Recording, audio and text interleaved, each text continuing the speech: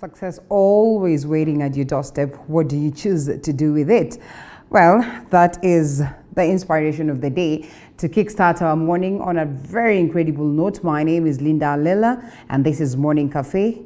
It's very important that you're part and parcel of this conversation. I'll be telling you how as we get to proceed with the broadcasts. And to what we'll be discussing this morning, the Jubilee administration has seemed to frustrate and isolate its second in command, that is Deputy President William Ruto, in a government that he heavily campaigned for, with President Uhuru Kenyatta having long ceased delegating any national duties to his principal assistant, evident that the once dynamic duo now hardly speaks.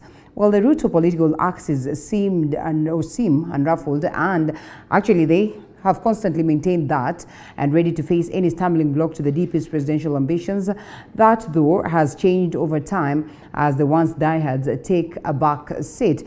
What informs this change? That and more on the rise and anticipated fall of DP Ruto on a Morning Cafe, the Baraza edition. That is what we'll be looking at. It's a Tuesday. You know how we do it every other Tuesday. We get extensively, to discuss one particular topic, and that's exactly what we'll be looking at. Remember, this in regards to just how best the DP is positioned, one, to still maintain his position at the Jubilee top of the helm, or technically whether he stands a chance to be ousted out. They say President Uhuru Kenyatta decided to save him, but is it just genuine? Should they sit pretty, or what really plays out in regards to this? And all this then culminates to just what Wanjiku gets. If there is, some level of disquiet that is witnessed within the Jubilee party, the leaders themselves, then evidently it being the ruling party would not be able to deliver in terms of services to the people. And so we'll be looking at that and the ramifications of the same as to, achieving developments in the country. Karibu sana, so much so we look at every other thing that will have been captured on the newspaper extensively alongside my panelists as they will get to join me, and I introduce them later on the broadcast. My name is Linda Lela. It's good to have you. The hashtag is Morning Cafe at Linda_Lela TV 47KE. We'd love to hear from you. Even as we get to proceed with the broadcast, we'll sample some of your comments. That is later on. Karibu sana. What has been captured on the paper, as I have said, briefly, just for you to know what it is that you expect. Big shorts to lose as allowances in new SRC rules. CSS speakers and members of parliament are among those whose hefty packages are said to be chopped. Just how genuine and practical and possible is this, knowing very well that for the longest of time, again, the very same big shorts have been put to on the light in regards to just how they have tried to twist the hand of the SRC to give them allowances that are in favor of them. That is a story captured on page 5. We'll be giving you details as we proceed of the People Daily. Fare thee well, the son of Africa. And President Uhuru Kenyatta pays his last respect to former Tanzanian President John Pombe Joseph Magufuli during the state funeral at Jamhuri Stadium in Dodoma yesterday. 9 heads of state were in attendance. May his soul rest in eternal peace. We continue to condole with the people of Tanzania and Africa at large. And of course, this week, it's been a week of people viewing his body, the citizens of Tanzania, and so much so. Again, this week is when we'll be burying him. That should be on Friday. And so we'll be following up on these particular events to keep you up to speed. Hospitals on the brink of a COVID-19, well, with country registering the highest positivity rate at 22%. That's extremely high, even as declared by the Ministry of Health on a day that 12 people succumbed to the virus. Health facilities around the city are struggling to cope with a record spike of these numbers and the infections out here. A story captured on page 6. Remember, we said that the ICU beds are not enough. Isolation centers, not enough, jammed up affair. And the biggest clarion call then would be go out there and ensure that you abide by the measures that have been set. According to the CS of Matters Health, he says it is true that one can get the virus immediately after the vaccinations if you are exposed to the virus, and vaccination is not immediate protection, as he would say. Partial immunity comes after 3 weeks, while full protection will come after the second dose, as captured right there. Lots of questions coming aboard in regards to just how efficient is the vaccine, and there are some of the answers as declared there. Lona defied lupus for decades and loses fight to corona pre-existing condition. As they would say, if you have a pre-existing condition, it is reason enough for you to even be more careful. No major hitches as KCP kicks off. That event played out yesterday across the country. Well, not much was reported in regards to discrepancies, and that is something that makes us happy and proud, even as, of course, it commenced under tight rules of COVID-19 in the country. We'll still be following up on this with our education reporters down on ground to ensure that you are well updated on the same. Uhuru eulogizes Magufuli as diligent leader. That is on page 2. And many other presidents equally did that. This one, she defied lupus for decades but lost war to coronavirus. And yes, most of the people coming out to just speak of what they knew about Lona Irungu, the person in her, and, you know, sending their condolences to the family and friends at large. As we drop that one, that is on the front page of the People Daily. Let's look at what has been captured on the front page of the Daily Nation. Here we are. The first story, cutting cost. Wage bill has almost doubled from 434.9 billion, that is in 2012, to 827 in 2020. That is 827 billion. That's pretty much unfortunate. How we would manage to cut the cost is one thing that keeps being questioned. And well, the radical proposals that are here, the going gets tougher as Salaries and Remuneration Commission announces proposed guidelines aimed at taming the ballooning public wage bill. Under the plan, allowances government employees earn will not exceed 40% of gross pay and will be paid in absolute amounts. A story captured on page 10. We'll be looking at that and whether it would come in handy indeed to reduce the cost of living, or generally to reduce the cost of wage bills and all that. Uhuru and other African leaders attend Magufuli funeral. That we've looked at also. Another story has captured on the front page of the Daily Nation. Hospitals charge hefty fees for ICU COVID beds, as private hospitals are demanding deposits of up to about 600,000 before admitting COVID-19 patients amid a scramble by the critically ill for limited intensive care unit beds. A story captured on page 8, and it's pretty much unfortunate. As I have mentioned earlier on, we need to stay careful to avoid such scenarios. And here, in regards to politics, Deputy President William Ruto faces a dicey situation in the National Assembly if his political enemies were to push ahead with an impeachment motion. That is a story here, and actually that will be forming the basis of our conversation this morning. We speak of the rise on the anticipated by a few fall of the DP impeachment. 5 MPs could seal Ruto's fate, and so we'll be looking at that, and we get to understand extensively alongside the guests of the day what is their feel of the same and what this would mean, especially to the people who also voted him alongside President Uhuru Kenyatta. Ex-Nation FM presenter takes final bow. I think we've also touched on that. We say, may her soul rest in eternal peace. In regards to matter dedication, forget news stories. The strike at Moi Girls was about much more. It was disappointing to read articles downplaying what we were fighting for. Those are numerous stories in regards to the unrests that we've witnessed in different schools and activism. I think that people should stand up against oppression of any kind. You can get details of this particular story out of this. One of the aggrieved students speaks of wrongfully portrayed as immature, spoiled students who were complaining about petty things. We need to go out and also just give these young Turks a hearing, just to get to know what it is that sometimes bothers them, because there's so much that happens, including that aspect of transitioning from different ages and different stages of life. Sometimes if you do not get time to listen to them, they tend to feel like they've been neglected, taking a trajectory that is not so good or not so friendly in terms of shaping their future. That is more like it on what it is has been captured on the front pages of the newspapers. We'll be getting into details of that as we proceed with the broadcast and as we get into the discussions of the day. But first, we also look at the stories that my team has prepared, and later on we'll be keeping you abreast in regards to what is happening on the roads.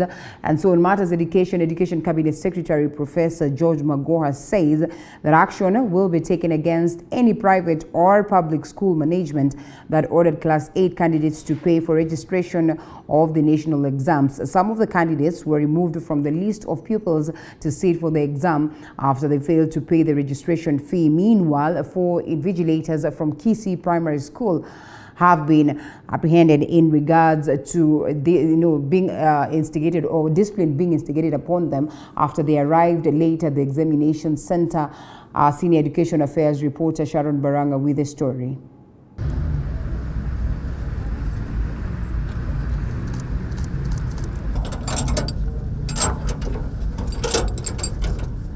Finally, the long-awaited day by the class of 2020 to sit for their national examination was here. On Monday, the Class 8 candidates tackled mathematics, English grammar and composition, but there were a bit of hiccups recorded in some centers. Speaking from Kiambu County, Education Cabinet Secretary mentioned a case that happened at a school in Nyanza where the school's administration directed candidates to pay for registration of the national examination. Those who did not pay were removed from the list of pupils who are sitting for the exam this year. If our children who are in schools, and this particular school was a private school, first of all collected money to register the children, which as I said before is a criminal offense, because the government of His Excellency Uhuru Muigai Kenyatta ordered for the last 5 years that examination fees be paid for all children, both in private and public schools. So it is just a process, it doesn't require anything. But in certain parts, these places in Nyanza, but I will not go further than that because I don't want to scare the children. All I have said that for those people who took money from the children, and we find that the children were not registered, we have decided as a government that the children must take the exam. Even though under protest, they must take the exam and they must not be penalized. There are quite a few of them. At Kisii Primary School, 4 invigilators were disciplined after they arrived late in the examination center. The Principal Secretary for Basic Education, Julius Juan, who visited the school shortly after releasing the exam papers, ordered immediate replacement of the invigilators who came late. We have 4 invigilators who are late. I think you must have seen that. It's unfortunate that all of them were male invigilators who are late. But thank God for the TSC county director. She has already got us 3 new ones who have replaced the 4 who are late. I think one could just be arriving. As you have seen, the vehicles have been bringing new invigilators. There was one who came late. We told him to go back where he is because he's not prepared to work. We have one of our education officers, the castle, is sitting in for one of the invigilators until the invigilator comes, and then exam will proceed as it is. Once you commit to be an invigilator or a supervisor or any of us, we must take this seriously. This is an all-government matter, and there's no way you can commit that you are going to be an invigilator and then you come late. That is why we sent the other one back to go to where he has come from. We have a little hiccup, but it doesn't involve the integrity of examinations. The hiccup we have this morning is that some teachers perhaps did not arrive on time, but I think we are going to reorganize ourselves to ensure that going forward everybody must be here before 6 o'clock. Magoha further warned those with plans of cheating in the examination that they will not succeed, and if they are caught, then legal action will be taken against them. One of the plans that was discovered early was writing of answers on masks being used by candidates. Meanwhile, candidates whose names are missing from the list of registered candidates have been advised to report to NEC, and they will be facilitated to sit for the exams. And any other child who presents himself or herself for an examination must be given examination. Of course, then it will then mean that a decision will have to be made from where we are, that an examination paper may be photocopied so that the child can be given an opportunity to do an exam. And like I said, the government is going to deal very firmly, without fear or favor, with those crooks who still think it is business as usual. On Tuesday, the candidates will sit for science, Kiswahili grammar, and Kiswahili composition. Sharon Baranga, TV 47.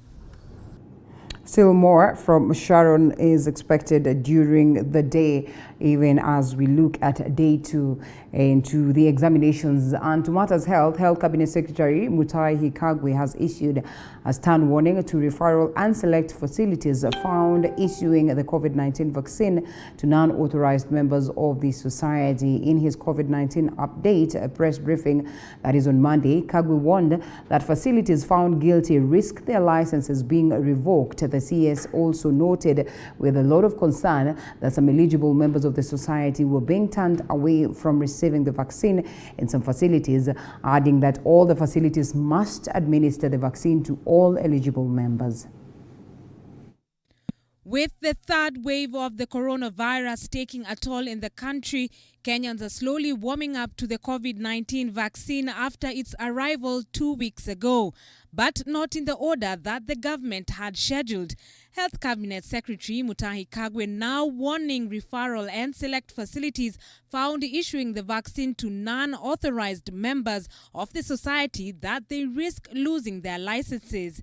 We must follow the prioritized list. We must adhere to the guidelines given as to who should be vaccinated before who. And should we receive information to the contrary, we may have no alternative but to take whatever legal extent is possible to us, including suspension or revoking or practice licenses. The CS further noted with concern that various facilities were turning away eligible members of the society, urging them to consider that all facilities issued with the vaccine needed to vaccine all eligible persons with proper documentation. But even as some scramble for the jab, Mutahi also noted the huge number of hospitalizations in the recent days. He says that hospitals had been stretched thin, but in no way overrun, further calling upon Kenyans, vaccinated or not, to abide to the protocols since the virus does not take effect immediately after being administered. It therefore means that even those who get vaccinated need to continue observing other measures at all times. As I have said before, we expect to have the elderly and those with underlying conditions included soon. But we shall announce when this exercise is to start. The seriousness of this new wave dealing another blow to the media fraternity as celebrated journalist Lorna Irungu died Monday after succumbing to COVID-19 complications. Lorna, who battled various ailments for many years, suffered kidney failure. Nakuru County Chief Officer in charge of public health also died Monday after succumbing to the virus. The two, now part of the statistics of the virus, where 1,130 people are said to have been infected with the virus in the last 24 hours from a sample size of 5,119, raising our positivity rate to 22%. Sadly, 12 more COVID-19 patients died from the virus on Monday. Ruth Mulandi, TV 47. Well, caution and calls to action in preventing the spread of COVID-19 dominated, addressed by various leaders in the county or in different counties. Now, the county bosses and national government coordination officers are, however, concerned that members of the public are still slacking in adhering to COVID-19 prevention protocols despite the soaring COVID-19 infections. This and more from the counties. The Mombasa County COVID-19 Response Committee has vowed to reinforce the Ministry of Health safety measures in the wake of the harsh third wave of the coronavirus pandemic in the port city. Included in the raft of new measures is the use of the 1.5 billion shilling Likoni floating bridge by ferry pedestrians, which was intended to decongest transportation amid the coronavirus pandemic. These were directives given by Mombasa Governor Ali Hassan Joho, who chairs the committee, and his co-chair Mr. Gilbert Kitio, the Mombasa County Commissioner. We shall be going now to enforce. Kuna sacred cows hapa. 99% of the pedestrians crossing the ferry should be able to use the floating bridge. The whole idea of coming up with that bridge as a result of responding to the COVID challenges. You remember it was procured on an emergency basis. Hii corona bado iko na wakati huu iko mbaya zaidi. The two committee members also urged locals to take up the COVID-19 vaccination. They expressed concern for frontline health workers who have not presented themselves for vaccination. Wale that they were meant for are avoiding taking it. But the good news is that we have bigger numbers of communities that are coming forward asking for the vaccines. So we are at a point where we have to make a decision. Kama hawataki hawa, itabidi tupatie wale ambaye wanataka. Because these vaccines also have an expiry date. And to my brother, County Commander, ukiniona kwa political rally, hivi tu, unishike. Nasema kwamba hizo vikao vyao, pia tutapenda zikuwe pale. Nataka watu wakae sehemu mbalimbali. Elsewhere in Western Kenya, the Kakamega County government is bracing up its bed capacity in hospitals and isolation centers in preparation of the third wave of infections. Governor Wycliffe Oparanya stated confidence in his county's COVID-19 level of preparedness. Barely a week ago, the devolved unit received 12,000 doses of the vaccine. Have ICU beds up to 26. Agnes, when we came here, we had only 6, serving the entire region. In the same spirit of countering the adverse effects of COVID-19, the Kenyatta University Teaching and Referral Hospital, or KUTRH, is set to unveil 30 new intensive care unit beds. Speaking in Gatundu South, the facility's Board of Management Chairperson Olive Mugenda, accompanied by Kiambu Governor James Nyoro, during the inspection of the progress of the collaboration between KUTRH and the Kiambu County to run and manage Kiambu County health facilities, said the 120 million shilling project will save more lives. Kiambu County will continue to benefit from the expertise that there is at KU, and therefore we feel very proud about this, but want to reiterate and tell our people that hii hospitali ni mali ya watu wa Gatundu, wasione kama ni hospitali imeenda mahali. It will be a 30-bed ICU, which I can confirm it will be ready by the end of this week. Many ICU centers in the county are full as the third wave of COVID-19 continues to bite. Grace Josephine, TV47. Well, the National Management Committee of the Jubilee Party is expected to hand in their report to the National Executive Council of the party. And of course, this resolved to host Deputy President William Ruto as the deputy leader. And Jubilee Vice Chairman David Murathe and Secretary General Raphael Tuju have been pushing for the ouster of Ruto in the recent past. Monday morning, and members of the National Management Committee of the Jubilee Party met to deliberate on their previous decision on whether to oust Deputy President from the position of the Deputy Party Leader or not. The NMC had advised the National Executive Council, chaired by Party Leader President Uhuru Kenyatta, to show Ruto the door for gross misconduct. But there is a disquiet within the top organ of the party on whether or not to continue with the push of ejecting DP Ruto from the party's leadership. Members of the management committee are said to be divided over the same, with others wanting the committee to rescind its former decision. Among other things, Ruto is accused of promoting the agenda of another party not affiliated to the Jubilee party, though Tanga MPs affiliated to Ruto and the United Democratic Alliance have been saying the party is a friend to Jubilee, although they have been competing with the party in the by-elections. But Your Excellency, it is not yet clear if Ruto will be chased away while he played a big role in the formation of the Jubilee Party, which morphed from the Jubilee Alliance Party after the merger of several political parties, including Ruto's United Republican Party, to form the larger Jubilee Party. As the rift in Jubilee Party continues to widen, the National Management Committee is expected to submit their report to the National Executive Council chaired by President Uhuru Kenyatta, which is the only top organ in the Jubilee Party that can ratify the ouster of Deputy President William Ruto from the position of Jubilee Party Deputy Leader. Mwangi Maina, TV 47 from Pangani, Nairobi County. Well, President Uhuru Kenyatta, that is Monday, joined 9 other presidents and other dignitaries in Dodoma, Tanzania, in Requiem Mass for President John Pombe Magufuli. Leaders in attendance praised the Magufuli presidency and also for his reforms on matters economy in Tanzania without any foreign aid.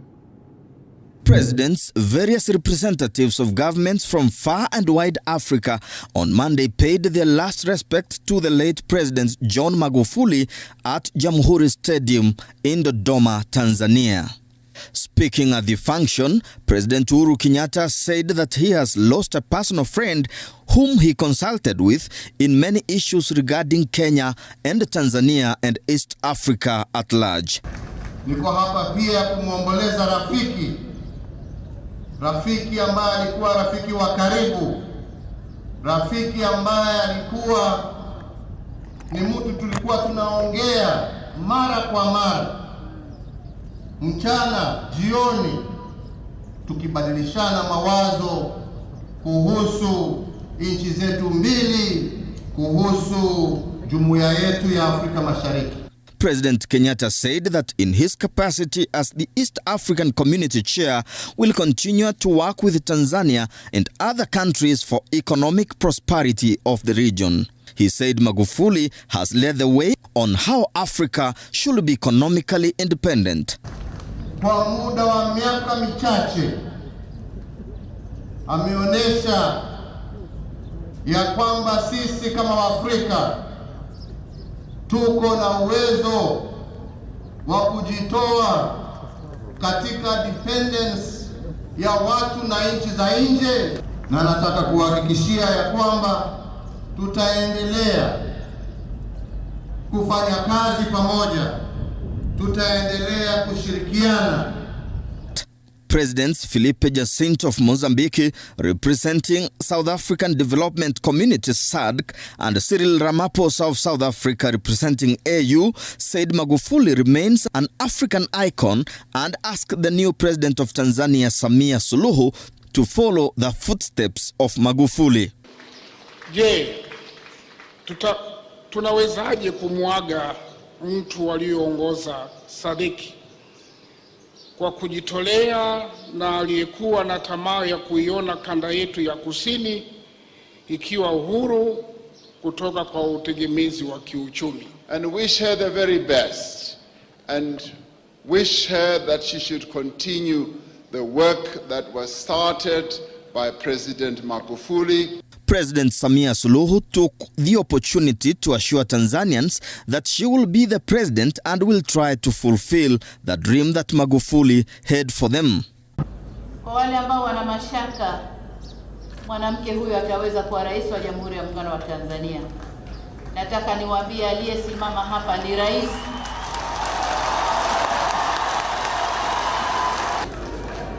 Nataka nirudie kwamba aliyesimama hapa ni rais wa Jamhuri ya Muungano wa Tanzania ambaye maumbile yake ni mwanamke. As the third wave of the coronavirus continues to harm nations around the world, Monday's function in Dodoma assumed the need to take into considerations the protocols to observe in preventing the spread of the virus. Leaders who spoke used the same microphone all through except President Uhuru Kenyatta, who used a different microphone.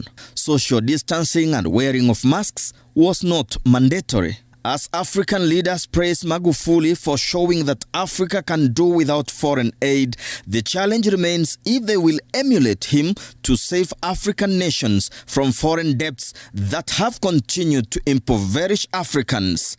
Lekishon Laban, TV 47. Hi, there you go. And we leave it at that in regards to the news prepared by my team. It's now time that we take a quick break and then we come back with more that is on the newspapers as we delve into the discussion after this break.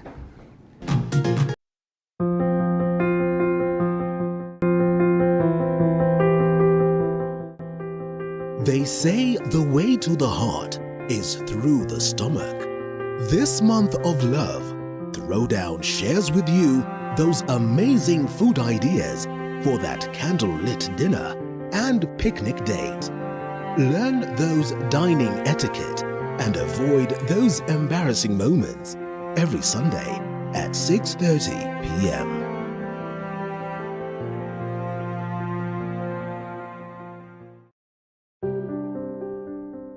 What's the perfect way to kickstart your day in the morning? Having a healthy breakfast, the Morning Cafe is all you need. We will inform you on what's happening on the roads, dive deeper into the newspapers, alongside heated political debates. What I have to fight the two. Order. Yes. Order. Did you know that your greatest wealth is health? Then we start eating right, and that's what I do in my clinic. With some good Friday vibes.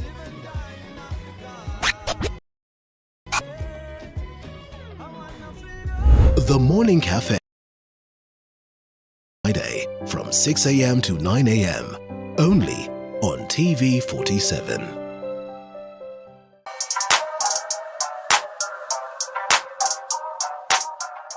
On the grind. We bring you different entrepreneurs who give the story of their businesses with love and passion. I'm a musician forever. This is something that is inborn. It excites me, that has always excited me. Because when you show love to your business, it will show love to you. The most rewarding bit of being a photographer is seeing a bride able to see her images, emotion in her, and just relive the moment once again. Get to hear these stories and so much more every Monday at 7:30 p.m. On Coffee with Movie, we bring you great testimonies from amazing personalities. Wa kwanza alikaa ndani ilikuwa intense. Cause alikuwa, yalikuwa atafuta place atawaka akifanya thesis zake. Stories that will inspire and encourage you. Hiyo kitu ilisha waswali clap. Sheila told us this is what we've been looking for. And some that will even make you laugh out loud. You have chapa kawa ya kutuliza temperature kabla hiyo story. Na wewe hukuleta mandazi bro. Mbona ingeandikwa coffee and mandazi? Aya! Make sure you catch the episodes of Coffee with Movie every Sunday at 8 p.m.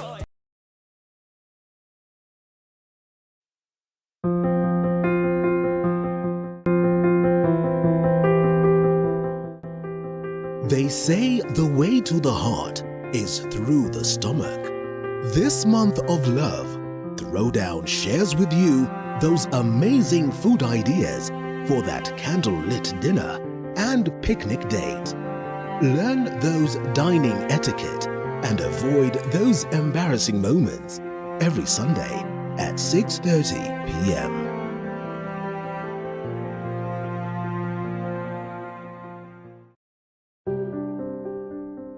What's the perfect way to kickstart your day in the morning? Well, apart from having a healthy breakfast, the Morning Cafe is all you need. We will inform you on what's happening on the roads, dive deeper into the newspapers, alongside heated political debates. What I have to fight the order. Yes. Order. Did you know that your greatest wealth is health? Then we start eating right, and that's what I do in my clinic. With some good Friday vibes.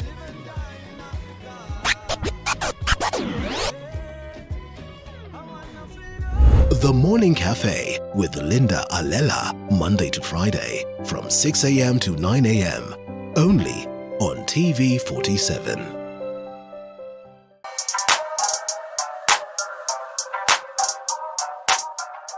On the grind, we bring you different entrepreneurs who give the story of their businesses with love and passion. I'm a musician forever.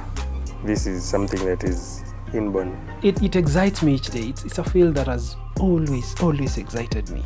Because when you show love to your business, it will show love to you.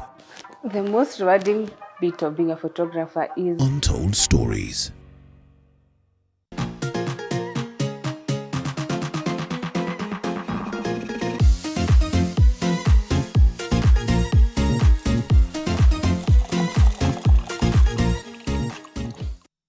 The hashtag, as always, is Morning Cafe. My Twitter handle at Linda_Alela, TV47KE. The SMS short code is 22047. Drop your comments. We get to sample them as we proceed with the broadcast. Remember the subject of the day. We look at the DP. You know, not necessarily the persona or individual in him, but technically his political life, as they would say, that is within the Jubilee party, his rise and his anticipated fall, if at all it is so, and what this would mean for the politics of the day. Remember, it is instrumental that the Jubilee House is in order if the country is to realize proper developments, because, well, it is the ruling party, and so its well-being is instrumental towards us realizing these developments that we speak about. If things are not good, then again, you realize that there's so much that we cannot get. As the president would rightfully put it, you know, some of the people within the Jubilee party have really tried to choke their progress in terms of, one, achieving the Big Four agenda, his legacy, and so much so. So is this person the deputy president? Well, the deputy president, on the other hand, argues that the handshake and the coming in of Right Honorable Raila Odinga is what has dismantled the peace within the Jubilee party.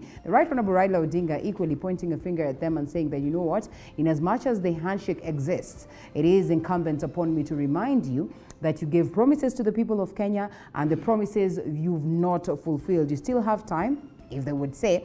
Then it is also important that you ensure you deliver these promises. So we'll be looking at this extensively right from the start and all the way to 9 a.m., but not before we look at what the newspapers speak of this morning. Most of them speaking of, yes, the politics of the day, the DP himself and his fate. Some of them also speaking about COVID-19, matters education, even as students get to the examination processes, and so much so. So karibu sana once again, and I'll be introducing my guests shortly after everything is all set, so that they can help us decipher on the papers and also extensively look at this particular topic of the day. We have Honorable Anthony Ikonya, MCA Kiambu Township.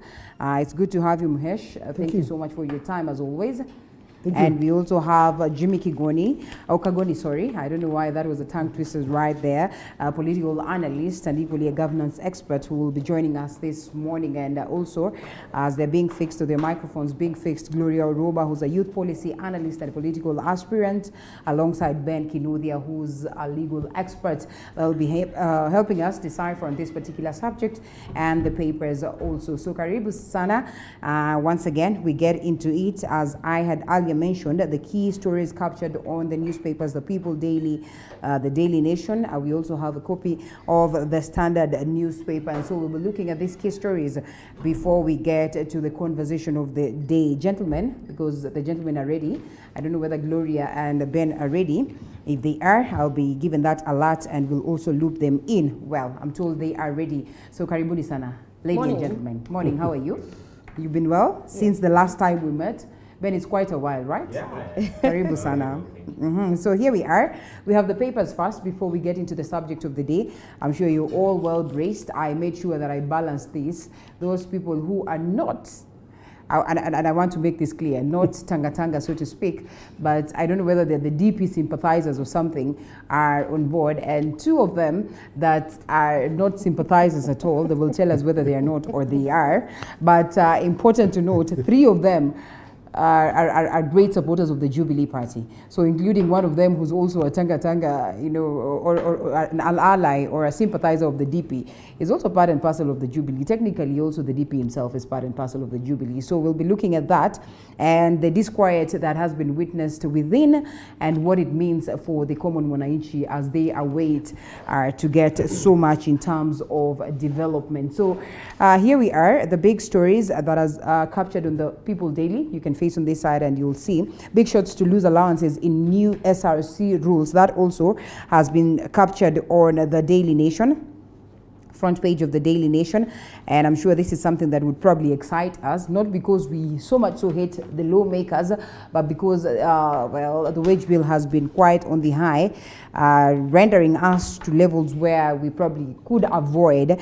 And you know, wage bill has almost doubled from 434.9 billion, that is in 2012, and 827 billion in 2020 as they seek to cut the cost. So civil servants are to face pay cuts, that is in July. A radical proposal, so to speak. The going gets tough as Salaries and Remuneration Commission announces proposed guidelines aimed at taming the ballooning public wage bill.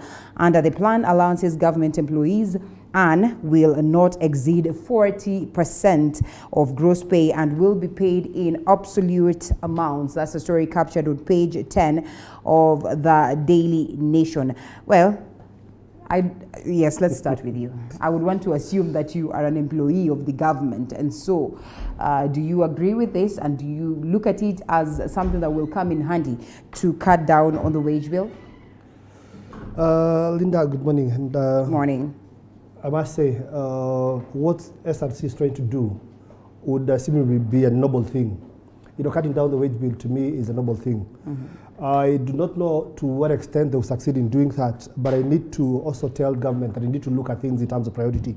Because I cannot look at having the wage bill come down and you not inquiring into the cost of living, right? We need to look at the cost of petrol. We need to look at the entire cost of living. So basically, you cannot address the wage bill without, first of all, looking at the cost of living. Because the idea, what should inform the wage bill coming down is that we have now subsidized things. You know, petrol is at a very affordable price, and diesel, which brings the cost of living down. And therefore, that informs you now saying, because the cost of living is down, that we can now go and get into your salaries and probably bring the wage bill down. So to me, government is doing things upside down. They need to look at the cost of living first before they talk about the wage bill. Yes. All right. Just how realistic, as Mheshimiwa would question, would this be, Jimmy? We know very well that, well, or at least historically, we've seen how the SRC has been have been twisted a couple of times by the legislatures in regards to just revising their respective salaries and allowances. Do you suppose then it would be practical for it to even imagine that this would sail through? Actually, I guess basically that's where the problem would be, because of what SRC did just the other day and some of the things they have done previously. I feel like they have lost their sincerity to a great deal. To an extent that sometimes when they make very good proposals with very good intentions, then you are not able to defend them exactly whether are you doing it because you really want to save Kenya, or could there be another motive. Now, just the other day, we saw them approving the car grant very fast. And I'm sure the civil servants are really going to argue, what are some of these parameters do you really check at? Because at one side, on one hand, just the other day, they said it's okay, this is doable and all that. Then on the other side, you want to pinch the other civil servant and say, we are just trying to check on how we can reduce the wage bill. But then number two, it is true, and it's actually a matter of fact that there are civil servants who really earn 3 or 4 times their money through allowances. In fact, there are guys who never bother about their basic pay, so to speak. Right. And they have mastered that art, and they know how to create loopholes and manipulate that truth about allowances, so to speak. That must be said. And by the way, there are guys who know this very well. They either look at it from whatever form of allowances, could it be per diems, could it be transport, could it be mileage, or whatever. There are guys who have been able to master this route. If you go and check some of these accounts and see exactly how much these people have received in form of allowances, you'll actually be shocked. And there are guys in this Kenya who purely survive on allowances. And they have mastered that route. I know of people in the caliber of drivers who really earn huge allowances that they are never bothered about their basic pay, their gross pay. I mean, because the allowances that come through are so huge and they can be able to sustain. To sustain, yeah. Maybe that is somewhere that needs to be harmonized. The only issue, like I mentioned before, is that sometimes it becomes very difficult to actually defend the SRC, because sometimes the way they approach their things, you're not able to tell, is the intention correct, or could they also be doing it with a different motive altogether? Yeah. All right, just what can Lynn Mengich borrow from Sarah Zaremi? It wasn't an easy ride for her. I don't know whether she thinks she would be able to beat that, looking at how difficult it was to even have some of the laws, sail through. You know, the thing is, it's a fact that our public debt management is not being handled well. Yeah. We have to ask ourselves, where is this money coming from? Where is the money that is running the government and paying the salaries and all of, where is it coming from? So when you look at, for instance, some of these government agencies and how they are being managed, whether it's for profit or even to break even, I'll just remind us of some stats back, I think, about a year or a year and a half ago, where we were looking at the losses and the deficits from some of the agencies, government agencies. KBC recorded a deficit of 9.8 billion.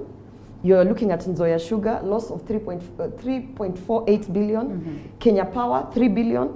East African Portland Cement, 2.7. So at the end of the day, we have to look at it as a sort of business. When you're running a business, you can't be running a business and recording losses and then hope at any given time that your salaries will still remain the same. So at the end of the day, I think it's time we started looking at all these government agencies as a sort of private business. Yeah. Because in that sense, definitely, if a business is running losses and you're in charge of the economy of that business, then you have to go in and say, okay, are we spending too much money on salaries? How do we survive? Do we cut off, some of the salaries that we're giving? Do we make some positions redundant, for instance? Do we, you have to look at the business model. If that is not the model that is actually bringing profits or is able to break even, then, how do you deal with that? So, I mean, we also have to be completely aware that at the end of the day, even this 35% of the proposed county revenue that is going to go if the referendum of building bridges passes, where is that money going to come from? So at one point, the music will stop. We've borrowed so much. We've had to reorganize our payment plans on the debts that we have because of COVID. On top of that, we had to go and borrow some more just to be able to run this country. So I think at one point, if we're not careful, it's going to collapse. All of it is just going to collapse because it's not sustainable. You're looking at teachers, you're looking at nurses, you're looking at civil servants in the different ministries, you're looking at those in the agencies, you're looking at, we are now absorbing interns in form of trying to create employment in government. It's crazy. It's really crazy. Indeed, and there's more than just the bucks, there's more than just the salaries, as I pick from Gloria. I mean, there's so much that needs to be done if at all we have to create a balance in regards to this. I mean, we're not even able to collect something that will be worth sustaining our very own budget, not even half or quarter of the budget that we have today. I mean, just how best can Treasury work around this, if at all they are to at least achieve something? A very good morning. It says big shots to lose parks in new rules. First and foremost, who are these big shots and how big are they? Right. To a great extent, they are useless big shots. Okay. Because it's about how much value do you bring to government. We've had somebody who, for example, has sat in the National Assembly or the County Assembly. They are doing their second term, and they have never brought any bill whatsoever that would even change the price of an egg in the market. And these are the people who are coming to say that they are justified in occupying these positions. Also, I think the first thing is we have terribly bad leaders. Because if you ask me, I was looking at something as simple as, for example, parking. If you look at the county government of Kiambu or Nairobi or any other place, they spend more on collecting parking than they actually get from parking fees. And there's a time I had a suggestion. I was thinking we need leaders who are thinking and who are... Because, for example, look at something like an insurance sticker. If we took and said 3 million cars, and each car just paid 10,000 shillings a year, we would collect in excess of 30 billion from parking only. And there's a county revenue sharing formula that can be used to see to it that every county from that parking sticker gets money. So we can be able to say, let's say we have only 3 million cars in Kenya, and each car paid 10,000 shillings to carry, and you have a sticker on the windscreen. The policeman checking traffic rules on the road, the policeman who comes to check whether you've paid insurance would check whether you've paid parking for the whole country. And that money would go into distribution, and it would very easily... So the nation is able to collect 30 billion from having one simple sticker put on every car, and that car can park in any part of this country, and they can find a way to apportion that 30 billion to each and every county, so that, you know, they say like in Nairobi there's estimated X number of cars and so on and so on and so forth. But what are we doing? We have a guy in yellow coats for clamping, another one, I don't know, for doing what, another one for doing what, and another one for actually stealing all the money that was collected during the day. And this is where the big shots we don't need. These are the people who we are paying in government for doing nothing. Right. So the first thing we need to do is start asking ourselves, are we getting value from the people we are employing? Because I do not mind paying perks to people who deliver. In countries like China and Japan, you realize that the bulk of the people who are heading big parastatals are very young people, and they're people who bring value. In fact, to the point that you even feel like if we lose this one, we are losing as a country. But what do we have? It's a burden on our shoulders. We have people who have no idea why they're in government and what they're doing there. Yeah. All right, well, we wait to see what happens in regards to this. Lots of bills also fronted. That one of public management bill is sitting there. As the members of parliament will always tell me, they come here and they tell you, no, that will just sit there for ages. Nothing will be done in regards to just having it sail through. And they acknowledge that it's indeed a good bill. And so you ask yourself, who else can you run to? We can only hope. And sometimes they say that indeed their parks are looked into and revised downwards, or so to speak, because what else can you say? Anyway, matters education, the examinations are here. We have done well. How is Kiambu? No, we're doing quite well. I think CS started with Kiambu in Thika, and I will tell you it's rolling out quite well. One, I want to take this opportunity to wish everybody who is doing the exams the best. You know, they've been in it for quite a long time. I want to thank the new system, the CBC system, because I was trying to argue with some people. I was telling them it's really unfortunate that, for example, you know, people will die every day. You know, there is nothing much you can do about it. But assume a person who's been through an education system for about 8 years and you want to do a KCPE, and then you lose your parent, for example. You know, in a very unfortunate incident, you lose your parent. So you're not properly able to sit for that exam, you know.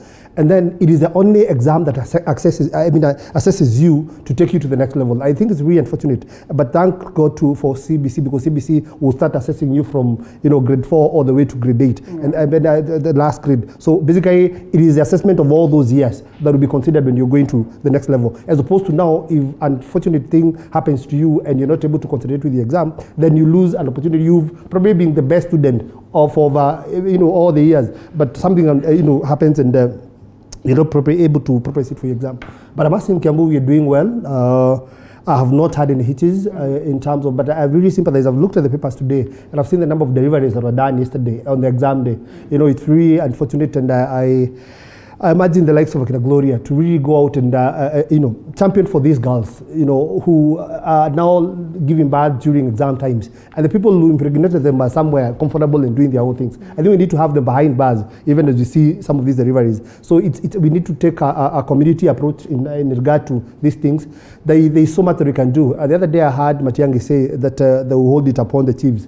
I was wondering how a chief would now be the soldier of, you know, every man in the village and know where they sleep or where they don't sleep and who they sleep with, who they don't sleep with. I think it's really, we need to give it a community approach, because we need to get back to those days when you knew that every child belongs to the community. So we would safeguard the interest of everybody. So I think we need to go a long way. But in as far as exam is concerned, in Kiambu, we are doing well. And truth is that many girls are out here. Is that the best radical approach we can incorporate right now in addressing this? You know, the young pregnancies and the men are moving around and they're comfortable as though nothing really happened. Just you know, Alela, why we need more women in parliament? Because you can see they don't understand how to deal with these gender-based issues. Yeah. Like my colleague said, how do you say now we are putting the chief in charge of teenage pregnancies? What actually informed that kind of decision, you see? And I really believe that come 2022, when we have more women, there'll be better ways to address this. One of the things that we don't realize is most of these teenage pregnancies are actually caused by sexual abuse. You know, it's not necessarily an issue of, no. It's not necessarily about consent. Most of these girls are actually going through not only the teenage pregnancies, but just think of the gender-based violence that is at home, you know, especially with this pandemic having brought in a lot of stressful situations. So, and like my colleague said, a lot of the culprits are probably sitting for those exams comfortably. So we definitely need to have policies that protect not only the girl child, but also the boy child. But at the end of the day, the teenage pregnancy issue, especially when you look at the exam period, in my constituency, actually, Bobasi, there was a girl who actually was right before, like a day before the exam. So, you know, you start wondering the logistics around, so then does that mean now this is gone? And for sure, the new curriculum is going to address a huge amount of that, because your assessment will be continuous. But we also need to approach this whole idea of, you know, where are the boys? Because some of these boys who are impregnating the girls are sitting for their exams. You know, so we need to look at an approach where that's, we need to look at it in a way that it will influence a new culture where even as a boy, I actually don't want to mess around with an underage girl, because it will put me in problems, you know. So I believe that can change when we have more women in parliament. Oh, how we wish that it gets to that point. Well, let's have the women taking up the challenge. If you're a mother, or you've been a mother, or you have given birth before, you can understand how hectic it is. That moment when you give birth, you know, right after birth, I just do not understand what that girl could be going through. But for the first time, we have to take a break. Yes, but for the quick one. For the first time, I have to applaud CS Magoha. I've not been his big fan, but there is a decision that he made that is very good. You know, he said there are teachers who never registered the students for the exam. Yes. It was a really unfortunate thing. In the past years, what has happened is that those students have not been sitting for the exam. But then he said, let's have everybody sit for the exams, and then we'll sort out those issues later. I think that was a good one. And I hope that the issues will be sorted out as expected, so that at least, again, we'll not be having students saying they did not get their marks. I don't know, a lot of confusion and all that. We come back to that after this break.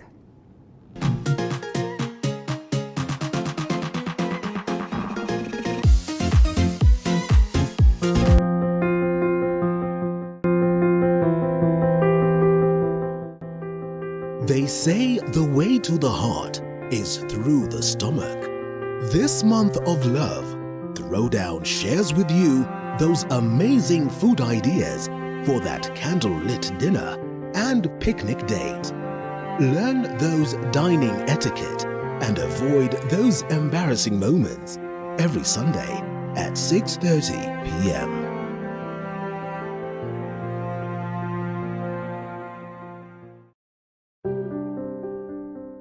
What's the perfect way to kickstart your day in the morning? Well, apart from having a healthy breakfast, the Morning Cafe is all you need. We will inform you on what's happening on the roads, dive deeper into the newspapers, alongside heated political debates. I have to fight the order. Yes. Did you know that your greatest wealth is health? Then we start eating right, and that's what I do in my clinic. With some good Friday vibes.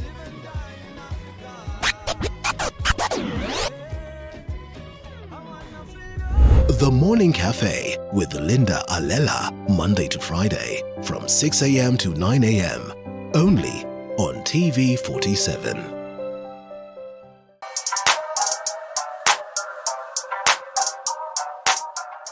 On the Grind, we bring you different entrepreneurs who give the story of their businesses with love and passion. I'm a musician forever. This is something that is inborn. It excites me each day. It's a field that has always excited me. Because when you show love to your business, it will show love to you. The most rewarding bit of being a photographer is seeing a bride able to see her images of her wedding and evoke emotion in her and just relive the moment once again. Get to hear these stories and so much more every Monday at 7:30 p.m. On Coffee with Movie, we bring you great testimonies from amazing personalities. Mwanzo wa kwanza alikaa ndani ilikuwa intense because alikuwa yeye alikuwa atafuta place atawaka akifanya thesis zake. Stories that will inspire and encourage you. Hiyo kitu ilisha waswa ni clap. Sheila told us this is what we've been looking for. And some that will even make you laugh out loud. You have chapa kawa ya kutuliza temperature kabla hiyo story. Na wewe kuleta mandazi bro. Mbona ingeandikwa coffee and mandazi? Aya! Make sure you catch the episodes of Coffee with Movie every Sunday at 8 p.m.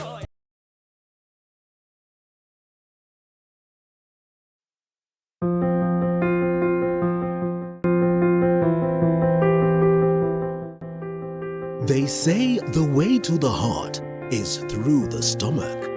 This month of love, Throwdown shares with you those amazing food ideas for that candlelit dinner and picnic date.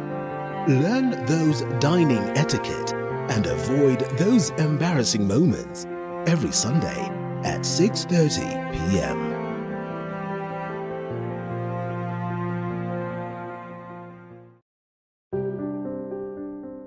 What's the perfect way to kickstart your day in the morning? Well, apart from having a healthy breakfast, the Morning Cafe is all you need. We will inform you on what's happening on the roads, dive deeper into the newspapers, alongside heated political debates. I have to fight the two. Order. Yes. Order. Did you know that your greatest wealth is health?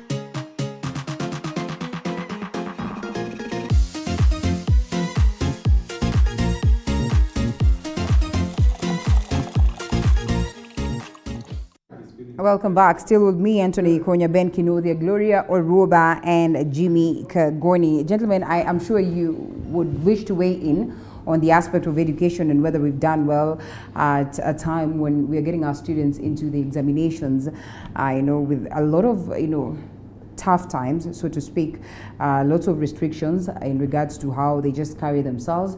But then again, the reports that we get so far is that, well, we probably would have expected worse, but that is not what we see today. And we'll still be having our reporters to follow up on the same and see what plays out in these respective different places. Turn out equally not as bad as maybe would have thought. Ben. Actually, we're coming to you, Jimmy. Hold it. Yeah. My feeling is that, okay, we are trying, but I'm asking myself, in the year 2021, why do we have exams being put in containers and being manned by county commissioners and GSU with rifles? Yes. My feeling is that each education center would probably have had a printer, and each principal would probably have had access codes, so that in the morning they just put in access codes. It prints enough papers for everybody. And it's a very easy control mechanism, because then you can imagine they've had to carry papers literally from one point to another with GSU, with rifles, with containers, with county commissioners. It's a waste of public resources. In fact, I wish those people were out there providing security for Kenyans who wanapigwa ngeta every other day. My thinking is that a simple access security code and a printer in a school would have solved this. Because they can even say and think, okay, maths paper 1 looks like it has been rigged. What is the alternative? we are going to send the schools paper number 3. And they send, and everybody puts success codes, and they print, and everybody gets a paper. My only feeling is that we are not living in the 21st century mentally. Physically, we are here, we are in the year 2021, but our minds are so far away, because the minute you start protecting KCP exams with a rifle, I mean, I have sat for so many exams online from the UK, and I have not seen a policeman with a gun. When I was doing my Chartered Institute of Arbitrators exam, I sat at a computer, I did an exam, and sent it back, and it was marked, and my results were sent to me. There was no GSU, there was no all these hula baloo of GK vehicles and all this kind of madness. And I feel it's a high time that we start putting the right people in the government. And that's why our generation should be in power. We are fighting to get into those positions because change has to come with our generation. And it's only a generation that can bring the kind of thinking that is needed today. And I'm worried deeply when I see MCAs my age who have not even thought of bringing something that is 2021 like. Are you firing shots at someone here? No. Jimmy, I'll be right on I your want to case. believe that the leadership that we have today is not short of ideas like what it is that Ben presents. Why is it then that we're still at the old Stone Age kind of system? Well, I appreciate what he's saying. I'm also thinking that we're also coming from a history of a kind. How we actually ended there using the containers, the LIFOs, the county commissioner, and everybody is because of the theft also. It was quite serious. The theft that was really happening, the malpractices around the exams and those kind of things that were really happening was really huge. It's not something that we just also ignore from that aspect, that basically we have been able to reduce that. In fact, I really want to see how we are going to fare during this period, because there are new dynamics that I think we had also not really foreseen, the COVID season, and also now doing the exam during this period, which even the candidates themselves are getting familiar with the situation. However, and that's why I say I appreciate his remarks, is that can we move now from there? Can we start now getting digital? Can we make it easier? Because it's actually even cheaper, by the way, to go the route he's actually proposing. It's actually even way cheaper. Way cheaper. If you think of transporting some of those papers, by the way, I was saying, I can't remember whether it was in Wajil when they were starting off and they were showing the processes of taking those papers and all that. And you actually feel it, because you wonder, even the person who is supposed to man that, before you locate from this point to point B to what you're supposed to do, you even wonder and then that exercise will have to be repeated later in the evening. Now you correct the papers and then take them back, and they'll have actually to come to be marked in Nairobi and all that. It's actually cheaper to go the digital way. I also want to appreciate that at least we are also coming from something. We have been able to reduce the exam theft. We have been able to streamline that route. And at least now the candidates are aware that you'll actually be rated by what you got. Okay. There is no really shortcut. All right, so as I like the way we are thinking progressively, and we can print and we can do this. Maybe let's also be very pragmatic and don't imagine that all the schools have the same setups that we have here in Nairobi.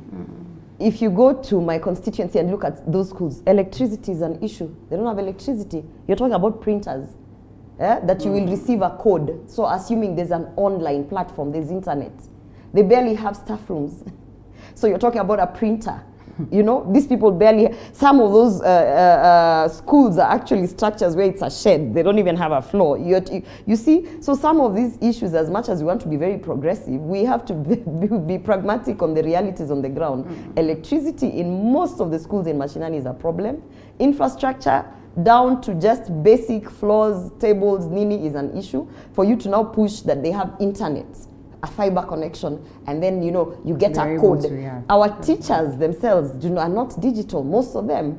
A majority of them, that's why actually the Teacher Service Commission was proposing that most of them go back into retraining. So even the capacity of using a computer in order to access something and print something. So I believe we have to also think about those elements of it at the end of the day. And you know, Linda, I've become a very big fan of Ben, you know, and his line of thinking. Though he thinks, you know, I love the way he thinks, but the problem is he sits down, you know, home with all his ideas. You know, I love the way PMG does it.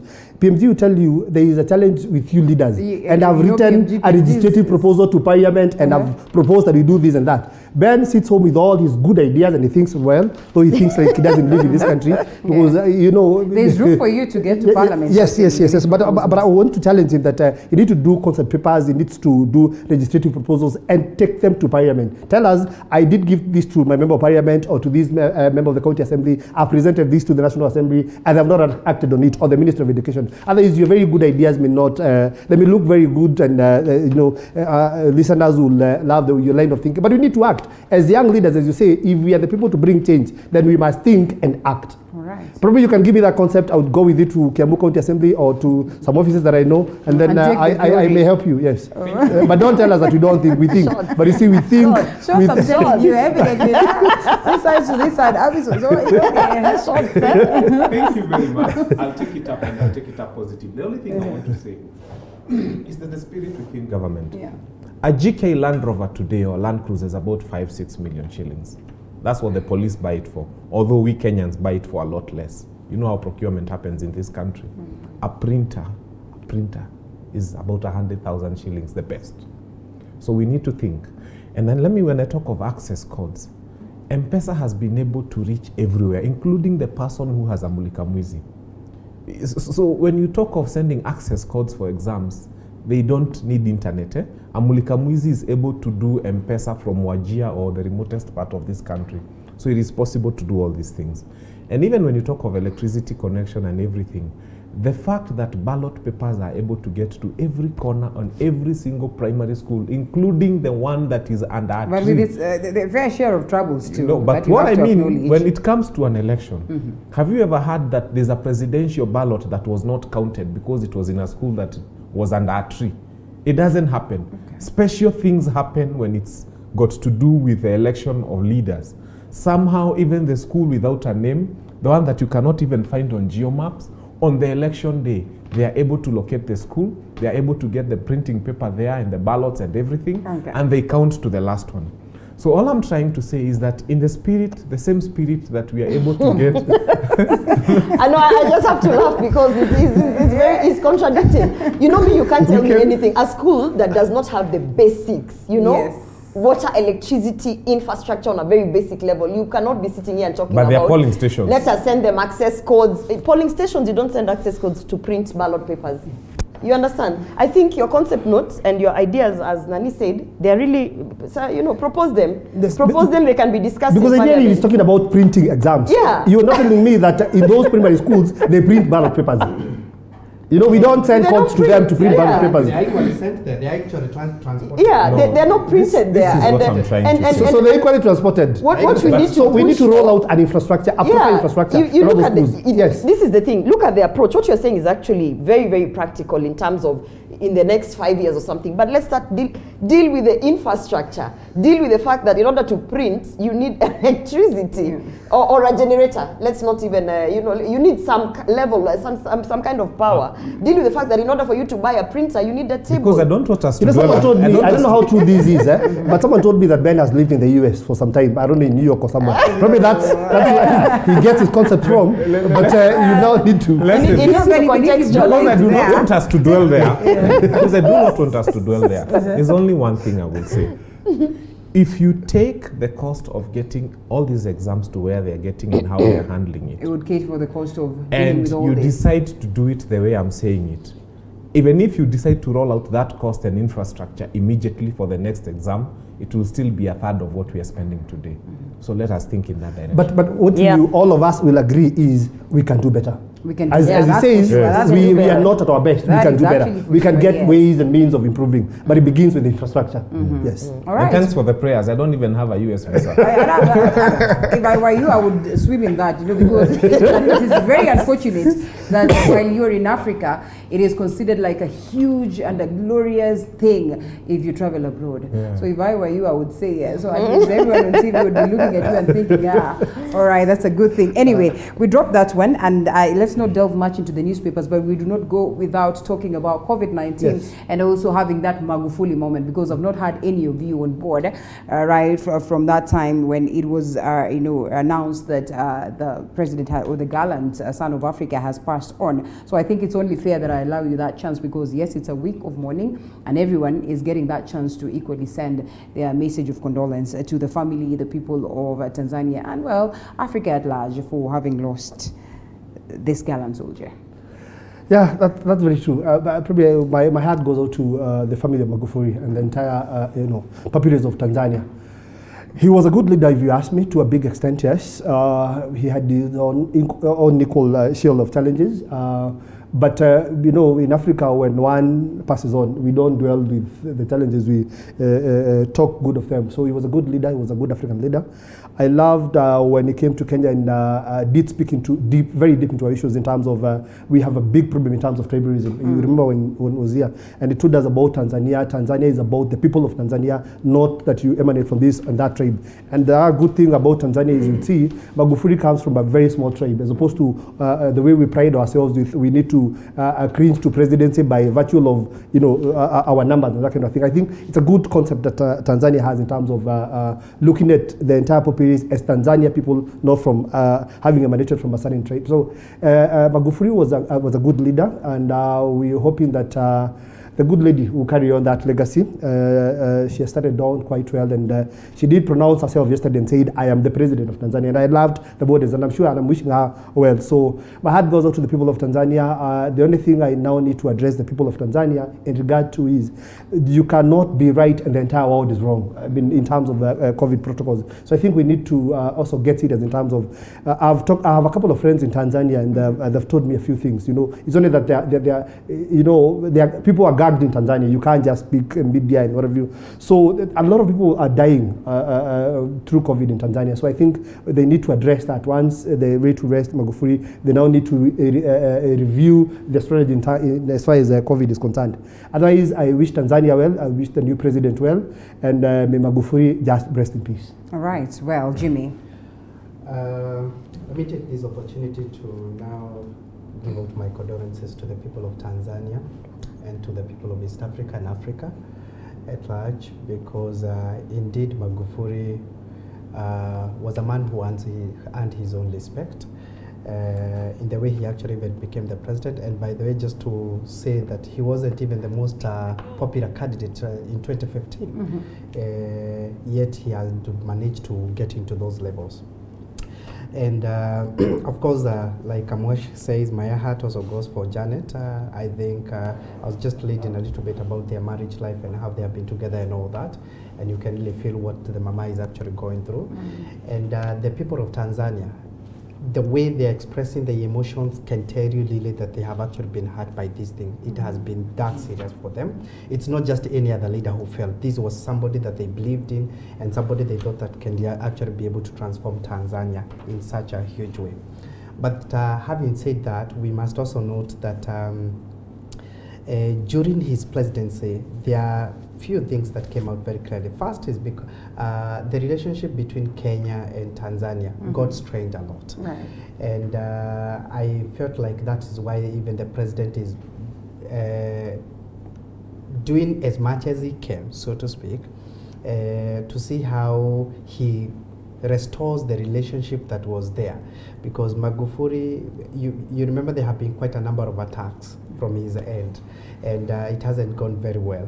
I remember there were some times I think they burnt our chickens, and there was also some other time I think they had taken custody of our cattle, and doing business has also been quite strained. I remember there was a lady who was proposed from here to go to Tanzania to head the Vodafone there.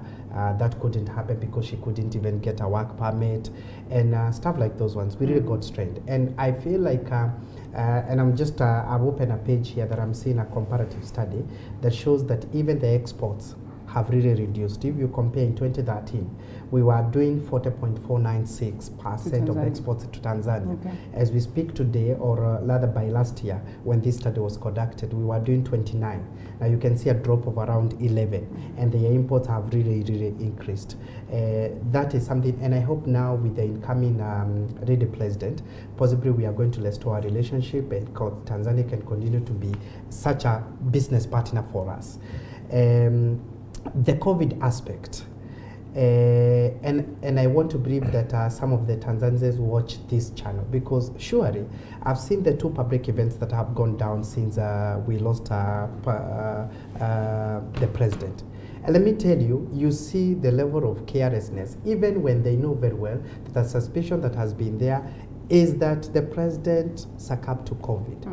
You see that level of carelessness that is really going. Seriously, I mean, something needs to be done, and I hope that the death would actually be the greatest wake-up call to the people of Tanzania, to really ask them surely. I mean, look at what is really happening. Slightly before the president died, or his death was announced, the Catholic Church came out and said that they have lost 25 priests and the 60 nuns. In one weekend, they said that we had to do a head count, and we realized that we have lost 25 fathers.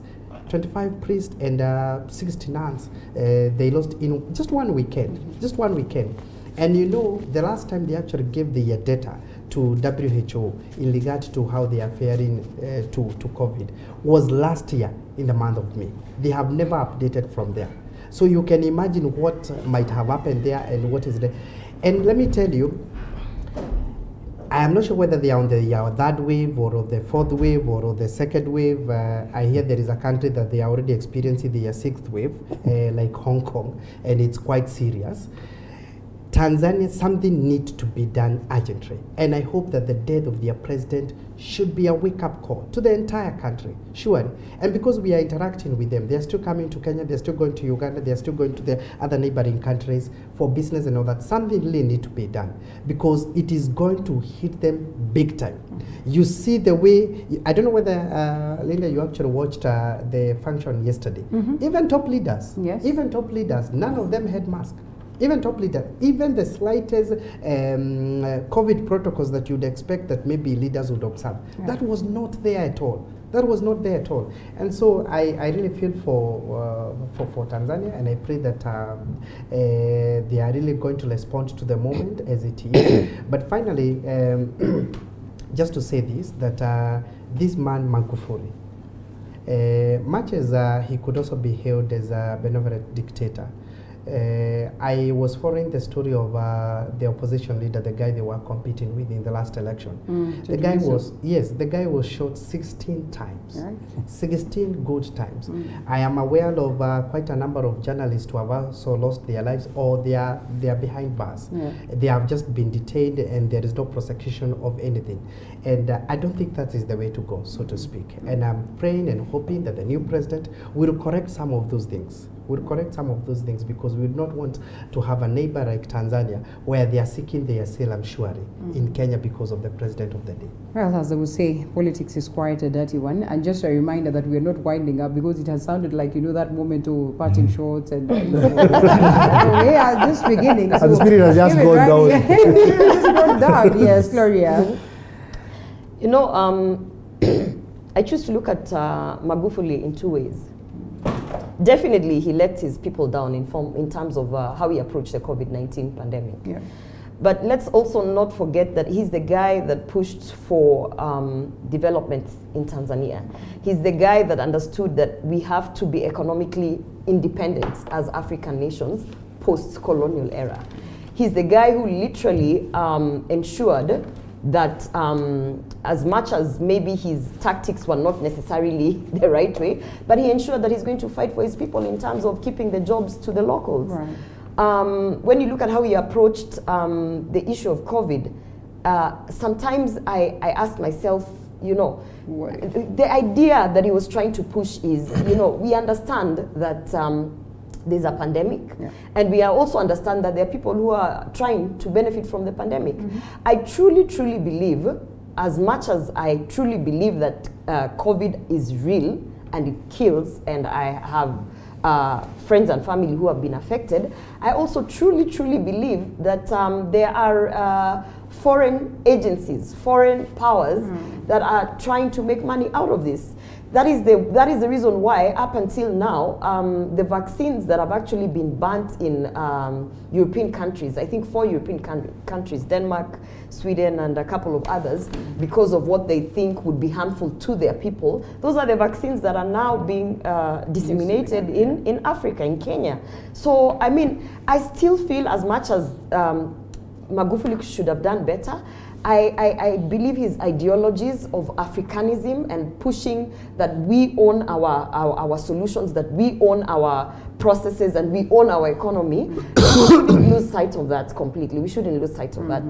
I'm glad that as circumstances would have it, a woman has taken over. Yeah. Truly. Sometimes I think there are a lot of blessings in disguise. You know how Sonko refused to have a deputy because he was being smart. Yeah, he was being smart. He was like, you know, most of these deputies are planning for our death so that they can take over. You know how these rumors are and things like that. And so he said him is going to be smart. He's not going to have a deputy. Some other guys are actually some other leaders are thinking that they're smart, so it's better to appear as though you're pushing for that women empowerment, and then what you do is you think that you're going to pick the weakest possible woman who seems to conform to the patriarchy that is there. There are speeches of this lady talking about how, you know, she suffered getting into that position. One of the speeches actually alluded that it's okay, you know, for men when they're suffering because their women are busy working and building their careers, it's okay for them to, you know, step out a little bit and, you know, sort themselves out. You know, you could hear, you know, and when I was listening to that speech, I said to myself, probably these are some of the reasons why, you know, Magufuli thought, you know, what would she do? She's harmless. Let me have her as my deputy. And would you have imagined that? Fast forward. Fast forward. She's now the president of the Republic of Tanzania. Hope you made a good choice in so, for me, it's a blessing in disguise because we have a woman in power. We are very excited in 2021, going into, as we are actually heading into an election year, 2022, that it's going to propel a lot of women to sort of look at that leadership position as, you know, it's possible. If a woman is a president in Tanzania, why can I not run for governor in this country? Why can I not go for this and this position? So I'm just hoping that she really delivers, because you see, as we know, for women, it is you have to work twice as hard to deliver and be recognized half as the men are. So I think I'm just looking forward to seeing how she'll address the issues of teenage pregnancies in Tanzania. That is very high. How she'll address the issue of maternal death and just issues around women in Tanzania. And hopefully, really hopefully, this is a lesson to those governors or aspiring who are looking into office come 2022. And for the president, you know, now we are also, people are forming coalitions and everything. I'm waiting to see if one of these presidential candidates, I mean, who knows whether William Ruto will pick a woman as a running mate, you know? So we are or who knows whether Martha Karua will run for presidency, you know, and many other women. So I think this is it's a sort of wake up call that, you know, it's possible and it's doable. All right. Many thanks. Now, you know, COVID has taught us a few things. One of them is that every president who handled COVID carelessly paid a very high price. You know, every time a war is about to begin, there's something called warning shots. They fire pop, just to tell you, we are coming, there's a war coming, and so on and so forth.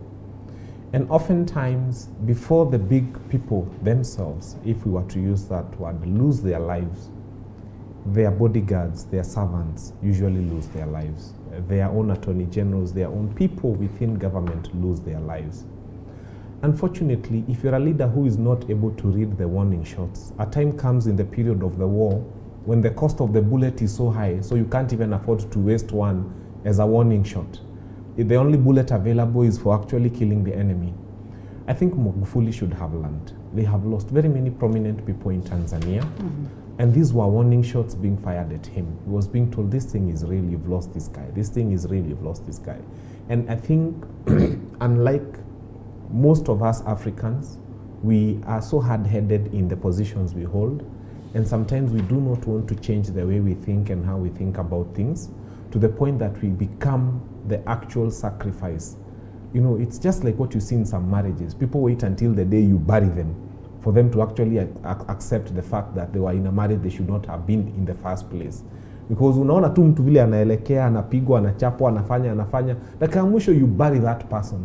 And that person has had so many opportunities to actually live a very abusive relationship. It's the same thing we are seeing in Tanzania.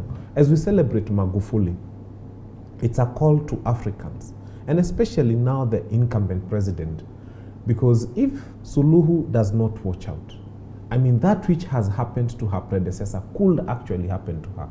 Remember, there's also some imperialistic hand in this whole thing. And also remember that there are people within CCM who were not exactly comfortable with her becoming president. She needs to guard herself. She needs to protect herself. She needs to mask up immediately, because those people who are not interested in her well-being in CCM could actually introduce COVID to her body, and that could be something that would have a very bad... so we want her to succeed. We wish her well. We want to see how a woman president will do in East Africa. Yeah. And we are not putting her there so that she can fail and then you say, you see, but we are hoping that she can succeed. We are hoping that, you know, I have a daughter, and I would hate to see anybody who fights against women, because my daughter could very well be in that position tomorrow. And I don't want to see people fighting her just because she's a woman. I mean, we've all come from women. So we wish her well, but she needs to realize that the same bullet can be used against her. All right, well, I hope this will land into the right ears. We leave it at that, and we get to the subject of the day that has also been captured in the newspapers. Speaking of the Daily Nation, which speaks extensively of the rise of Ruto and his possible fate as it stands today. And I guess that's what we'll be looking at. I don't know whether the gentlemen on board would be comfortable discussing this, but then again, it is what informs the situation right now on ground. The reason why we're focusing much on Ruto is because we acknowledge that indeed the Jubilee government is not in good shape.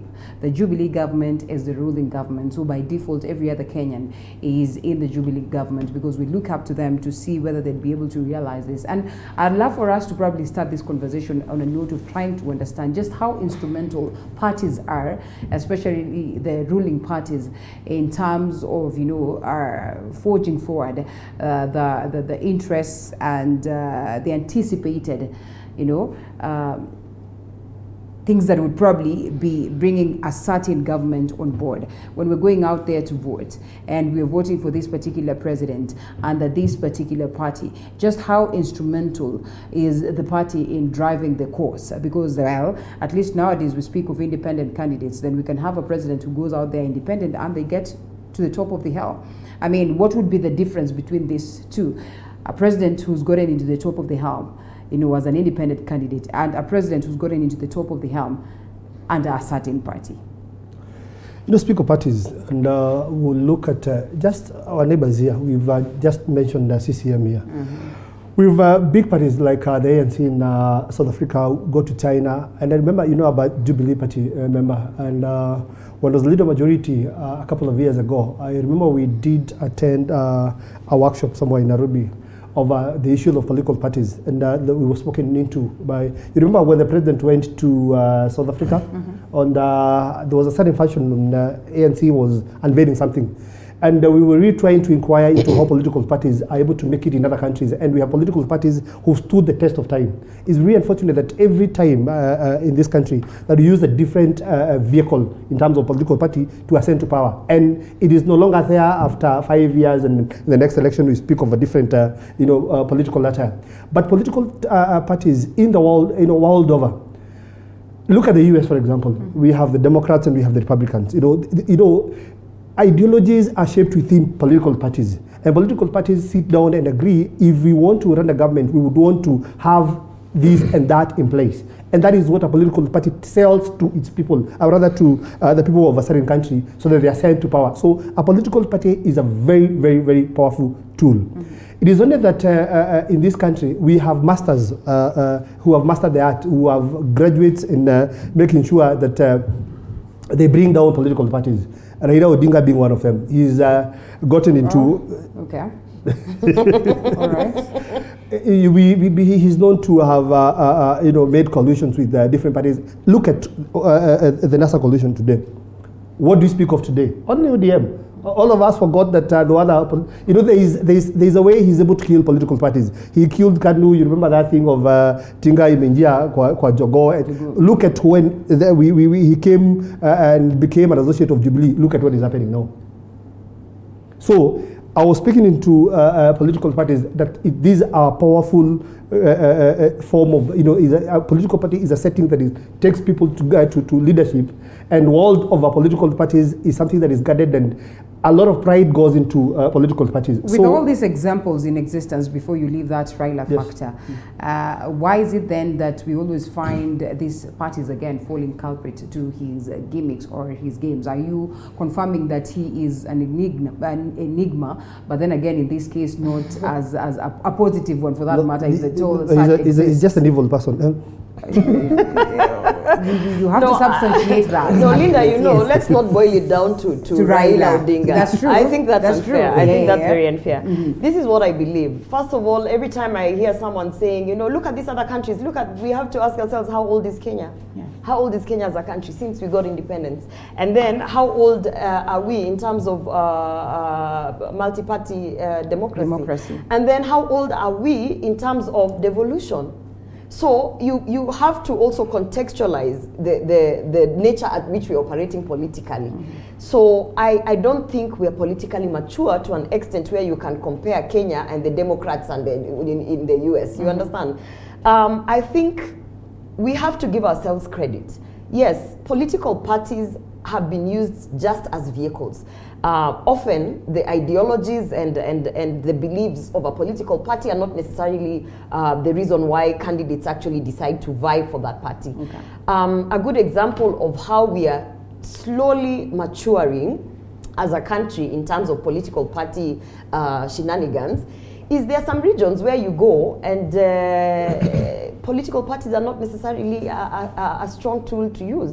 If you go to Kisii County, I keep using this example because it is shocking that ODM does not have any member of parliament in Kisii County. Kisii County, while most of them have been claimed, it has been claimed it has been claimed that Kisii is actually ODM stronghold. How can you claim you are ODM stronghold and you could not even gather a handful of members of parliament?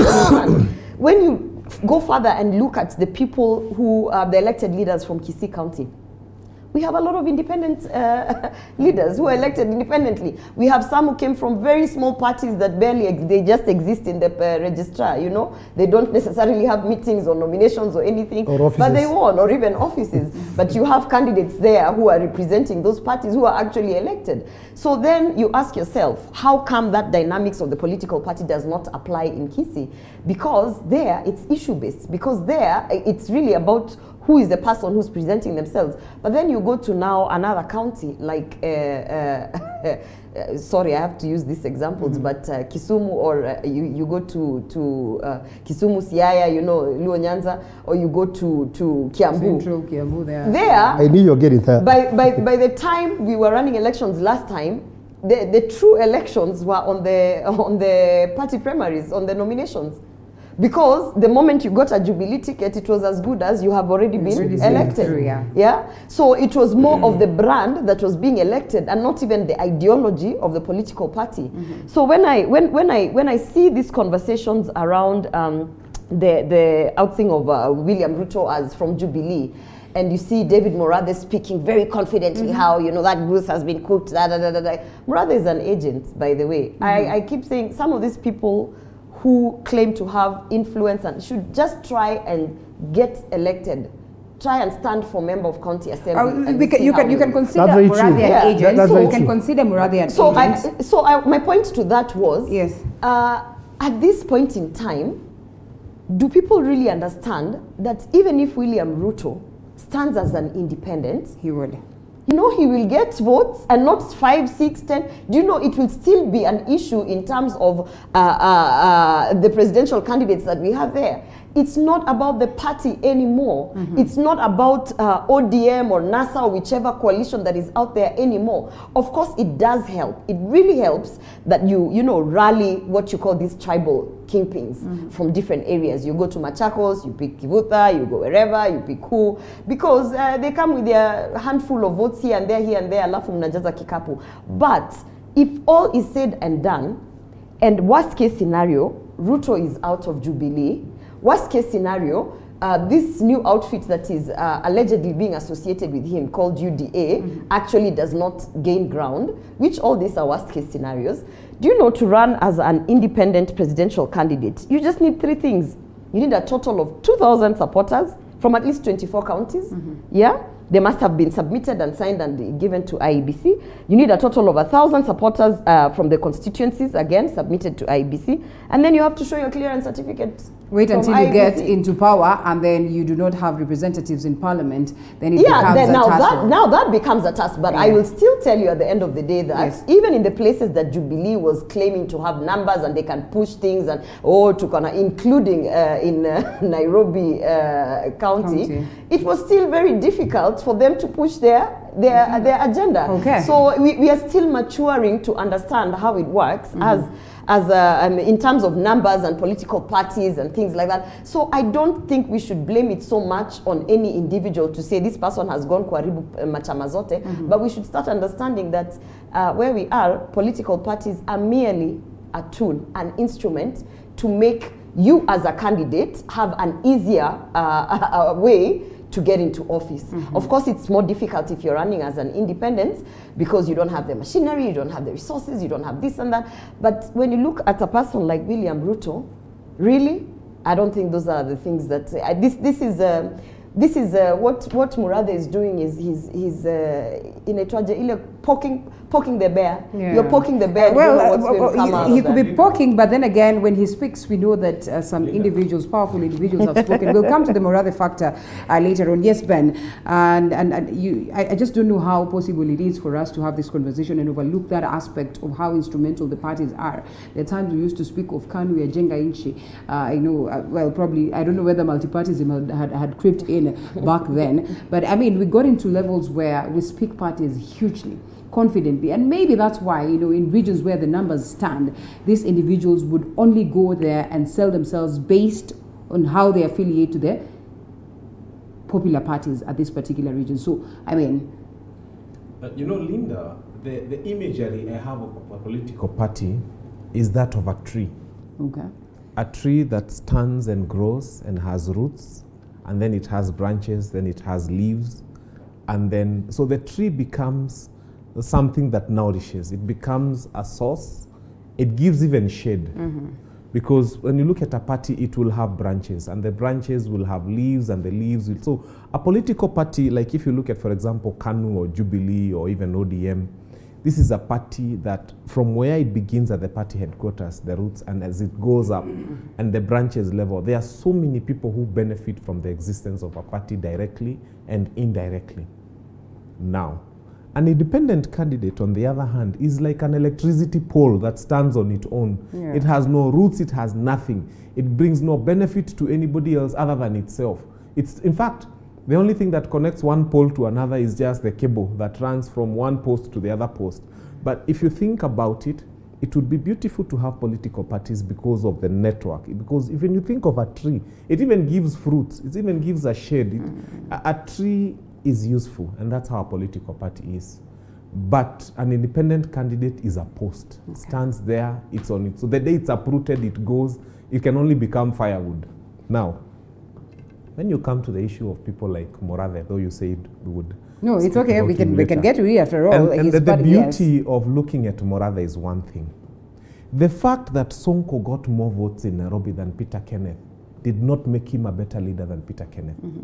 It only made him a popular leader who gets very many votes from the electorate, but it does not, and he occupies the position of governor. But Peter Kenneth, whether you like it or not, any day makes a better governor than Mike Mbuvi Sonko. Murathe here, as people say, he should try and vie for an MCA seat aone kama atapa. Maybe hatapata. But would you rather that Sonko runs Jubilee?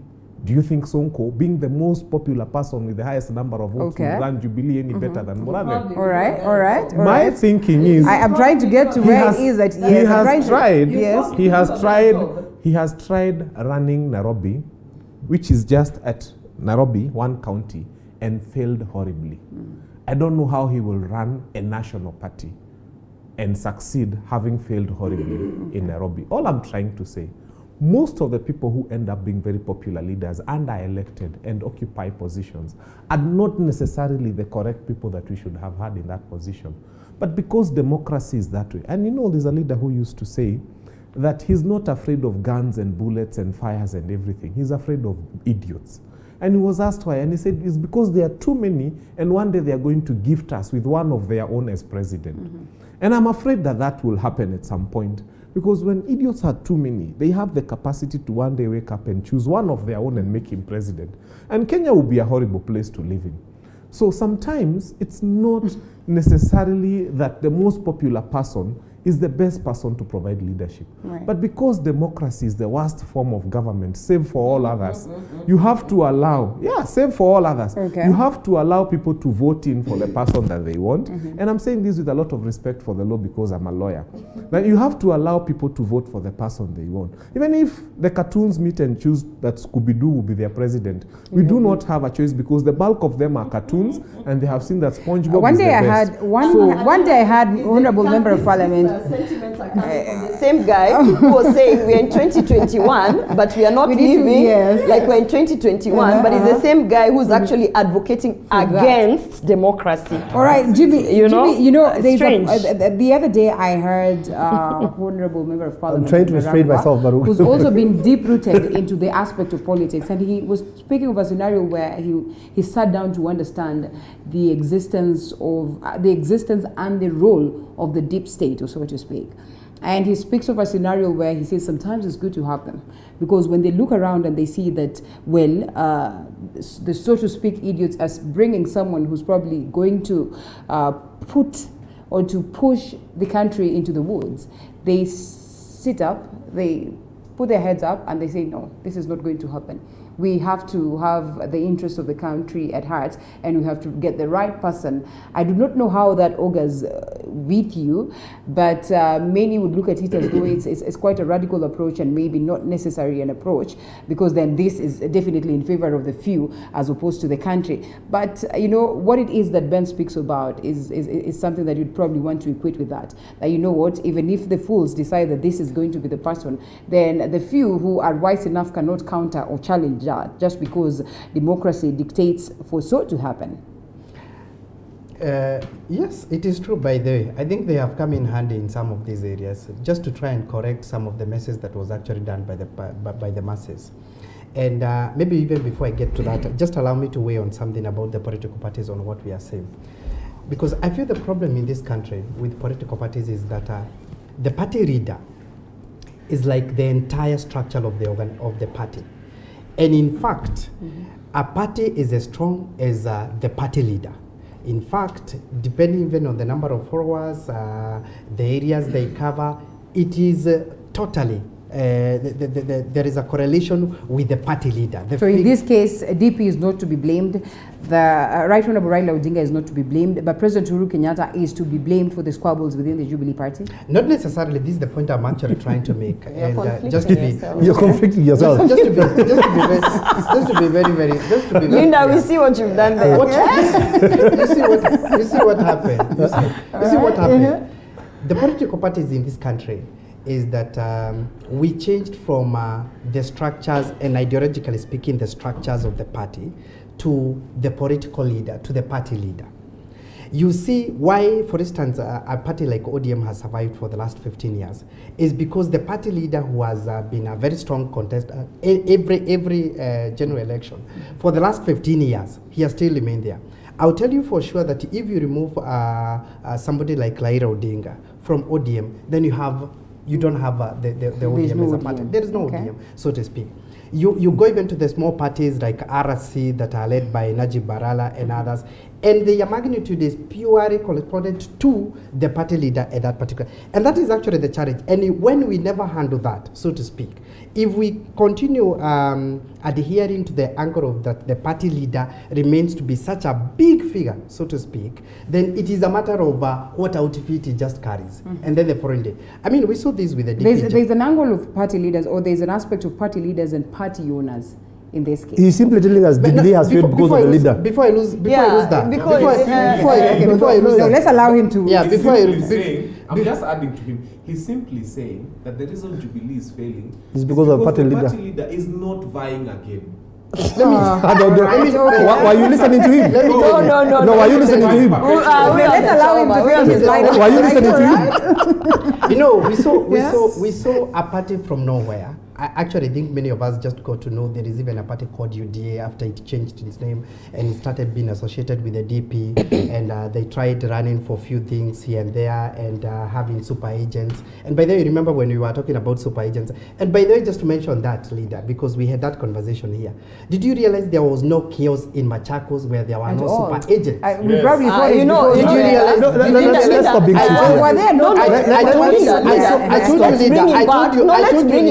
I actually told you, leader, the moment that you miss these super agents who are moving from Mombasa to come and observe an election in Machakos, things will change.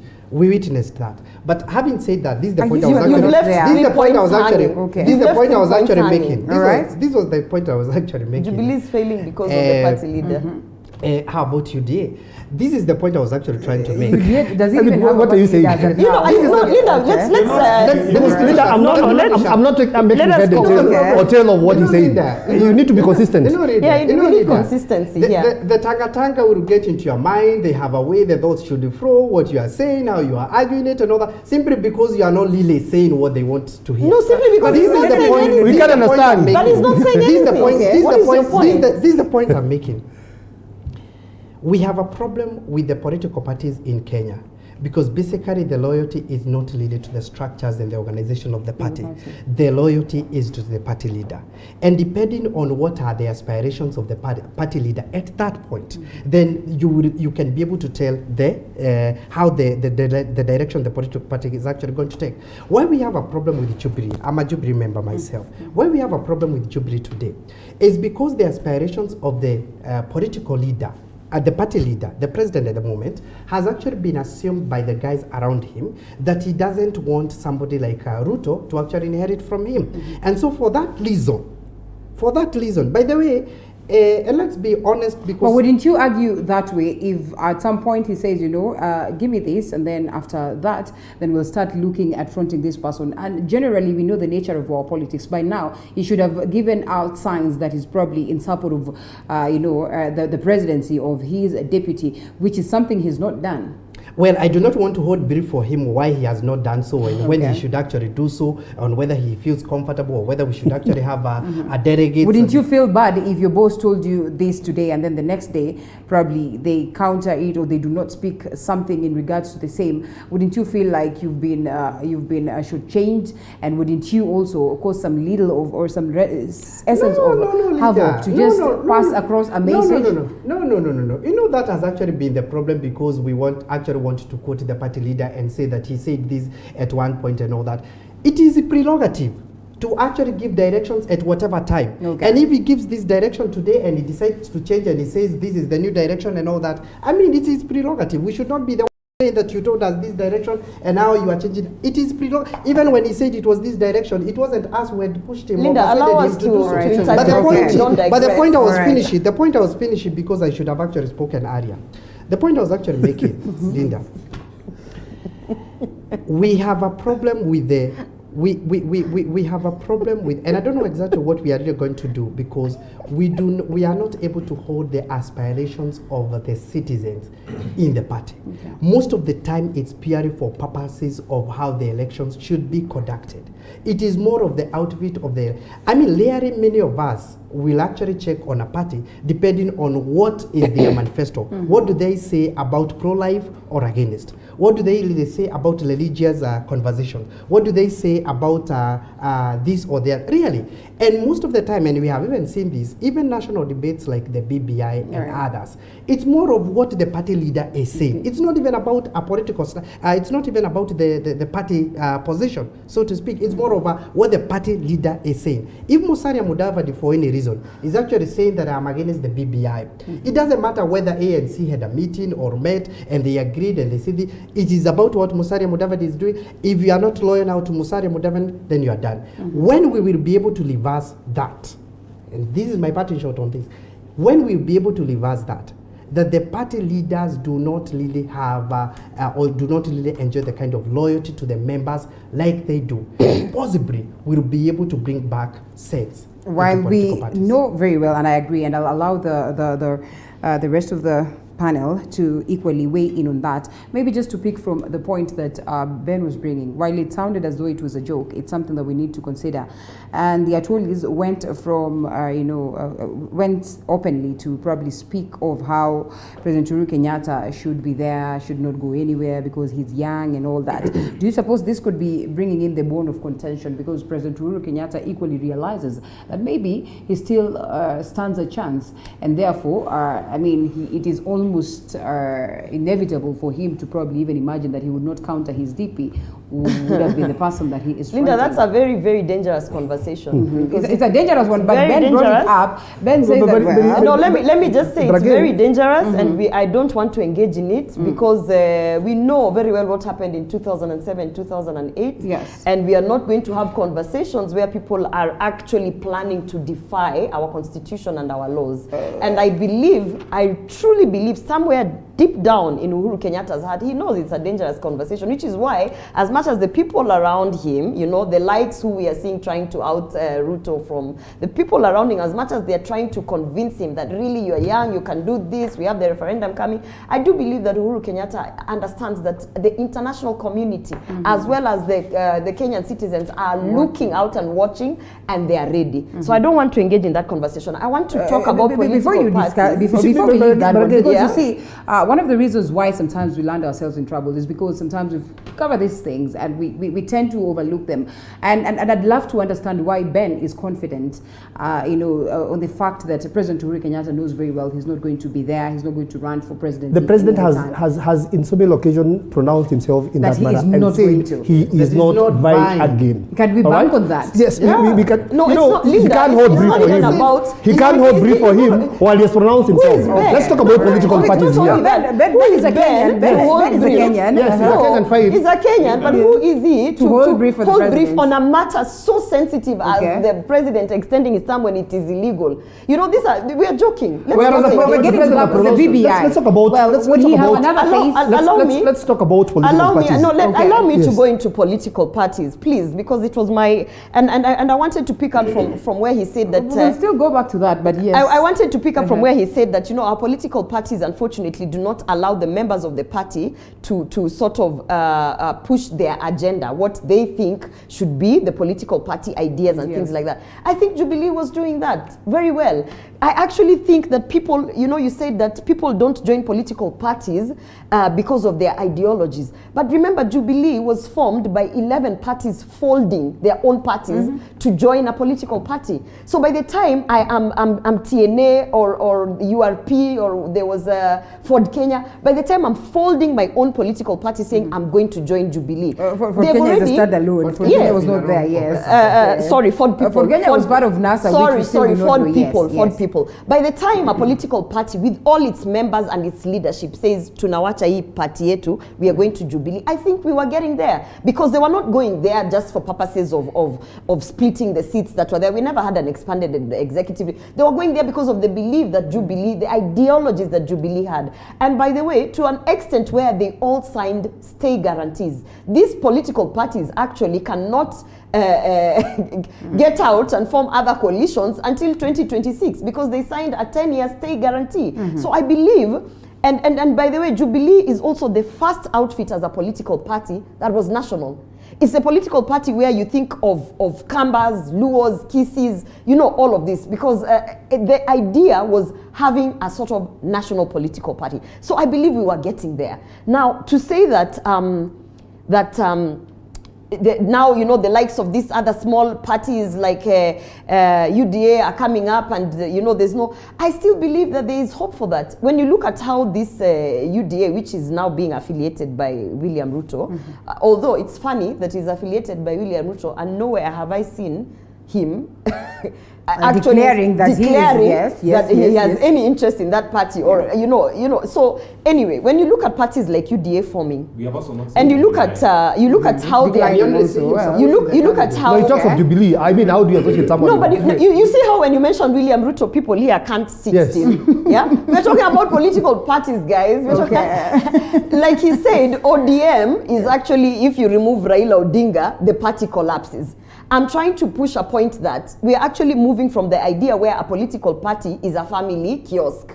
And we moved to the place where we had Jubilee, all these other people came and folded their parties and joined it and believed in the ideology. We are now further moving to an era where smaller parties that are being launched less than 3 months are actually not looking at a party as a family kiosk, but they're looking at it from a national element, which is why when my colleague said, you know, this UDA has been trying to field candidates everywhere, but that is exactly what a political party should do. It should not be associated to a certain tribe, a certain region. So when there's a by-election in Wajir, you know, or wherever, as a political party, your agenda should be, how are we looking for a candidate to field in Wajir? Because you're trying to have a national platform. So I think, and let's not paint a picture of doom and gloom, that Kenya is going nowhere, I think with the likes of UDA being introduced to the picture and how they're actually trying to approach the political parties and getting members on board and trying to have a national, you know, approach on it, I think there's hope. And I actually challenge these other political parties, you know, the likes of ANC, the likes of Maendeleo Chap and whoever, I challenge them to have a national approach, just like UDA is trying to do, and change this political party. All right, Ben. Let's allow Ben to come in. Let's allow Ben to come in. I was supposed to come in. No. We're going this. I haven't talked. No, honestly, I haven't. No, actually, he hasn't. No, he hasn't. He hasn't. Let's give Ben. All right. Seriously, mean taongea kwa bunge. Yeah. Look at it this way. If UDA is a very interesting place to be, because first, the people who support DP Ruto are the ones who talk very passionately about UDA. But they're also the very ones who come and say, Ruto has not said he's associated with UDA. Now when you tell them, why shouldn't William Ruto just come and say, on national TV, there are people who are associating me with a party, and I want to say categorically that I dissociate myself with it. So that, for the avoidance, he needs to come out clearly. Because let me tell you. Why hasn't Raila Odinga said he's not in government? Why hasn't he come out and said that people... Linda, protect me from this lady here. Well, at least why don't Raila Odinga? All right. I was on the floor. I'm a blue. I was on the floor. But it's really unfortunate. So that is the first thing that needs to happen. When people associate you with something that you feel you don't want to be associated with, you need to come out clearly and say, I don't want to be associated with this. That's leadership. Number two. He's constantly said he's in Jubilee. I will also teach you a few things about leadership. Leadership again is when you don't go defending yourself about petty issues. How petty is UDA? Let me tell you something. People will accuse you. People will even accuse you of flipping around with that. Do you keep coming out telling people? Let's give him his chance. And then you're going to count because he's potentially a member of UDA. You see how passionate UDA people are. All right. Now, having said that, let me, you know, Gloria here has a very nice car, which is a good thing. When Gloria wants to go to Kisii, she doesn't need to wake up at 2 a.m. She's so confident that her car is nice. She'll start it at 10 in the morning, and around saa 7, saa 8, Gloria will be in Kisii. One of the first characteristics of a horrible car that will not get to Kisii, ile ya carburetor inenanga kutolewa miss, is that you start your journey at 2 a.m. Not only do you start your journey at 2 a.m, na unaenda Kisii, unatafuta mechanic, uko na shuherera, uko na mtu umeambia Naivasha hope you're not na talking about kibuyu my ya car. maji. All right. and so many things. Okay. So one of the first characteristics of a very horrible car is that it begins the journey very early. Okay. Okay. And then it has so many types of shuherera here, mechanica there. Wow. People waiting for you at the stage. Another guy to come and tell the people in the village that hii gari ni mzuri itafika Kisii. If you don't need to come and tell people hii gari ni mzuri itafika Kisii if they are just looking at it. Mimi nikiangalia gari ya Gloria because I know it. I know itafika Kisii bila kuambiwa. The minute you find people shouting on the microphone. The minute you find people first starting a campaign very early is that they are sure they're probably not going to end that journey. Number two, when you find them looking for people to come and tell other people, hii gari ni mzuri. I mean, do you need people to come and, you know, from all other regions to come and tell people, mkifika Narok inasimama, hii gari ni mzuri itafika Kisii. Are you trying to challenge Wahenga when they say safari ya kesho ufunganywe leo? And are you trying to counter what it is that in very many words, Kafogo told those people who know that they will be president in 2022 did not need to start a campaign in August of 2017 because they knew their cars are good, they're in good shape. Within 2 hours, it's a marathon. Seasoned politicians like let me educate my friend. Because he has aspirations. All right. Because you have aspirations, let me educate you. If you're thinking that you wake up next year and go to the people of Dagoretti and tell them, I've been there, I'm fit to go and good to go, now come and elect me, it is going to be very bad for you. You need to start seeing your people. You should have started yesterday. Right. Gloria keeps telling us, yeah, I was in Kisii doing this and that with I the have people. a good all car. right? If you think you have a good car, even when they rejected it last time, it was still Honorable good. My car was not rejected. Even when his car was rejected last time, it was still good. I'm telling you, my car was not rejected. Better because it was the same people who are talking about 2021 are now using analogies of cars. And when we talk about, I'm wondering why he's talking about cars. And he just told us here about printing things and whatever. People also have aeroplanes, and those aeroplanes, they do their branding months before they do whatever. So I mean, there are so many ways to look at this thing. Right. Just because you're not ready to go to the grassroots and sell your manifesto, stop dragging all the people who have been ready and who have been selling their that analogy doesn't match. Yeah. Let Let him not castigate those who are willing to go and talk to people now. Kama unaona maneno ya kina baba and whoever, wao wanajua wako na gari nzuri, and by gari nzuri, let me not say this because we've talked about the deep state and the system and people who have such confidence that they are actually going to be in power because they know how they are going to be in power. Well, the vote for us who believe in democracy and the votes and the constitution and legitimate elections, we know very well you need at least 18 months to run around. Jimmy, if the DP did not go out there campaigning very early, as it is said, do you think it would have been a different scenario in Jubilee today? Now you're going to Jimmy, not me now. I thought you've already addressed that one. It's my turn now. Well, do you think it would have been? I wanted to ask him that because they're the people who are castigating the DP. Can I say so? That's saying yes. Let me tell you, that is actually, and this is what we have been saying. That is the mistake that he did. Let me tell you, if DP remained very still and composed and very loyal to the party, very loyal to the party leader as well, and just do his thing, let me tell you, he will be, as we speak now, so certain that he's going to be the president of this country. He's certain. What makes you say so? But let me tell you see, all the side shows, let's talk about. I'm holding brief. Let's even talk about that certainty, because he started an outfit that we are talking about UD and all that. They were really speaking in social media like Kenya is coming to an end and everything. Alianza na Jubilee asili. Let me tell you, they no, who? When they say they, please correct them. They is who? No. Let's be factual. DP never started UDA. DP never started UDA. The likes of Johnston Muthama. Johnston Muthama is the party chair. Yes. Candidates. Don't. I'm holding brief today. All the UDA candidates, in one way or the other, they were endorsed in Karen.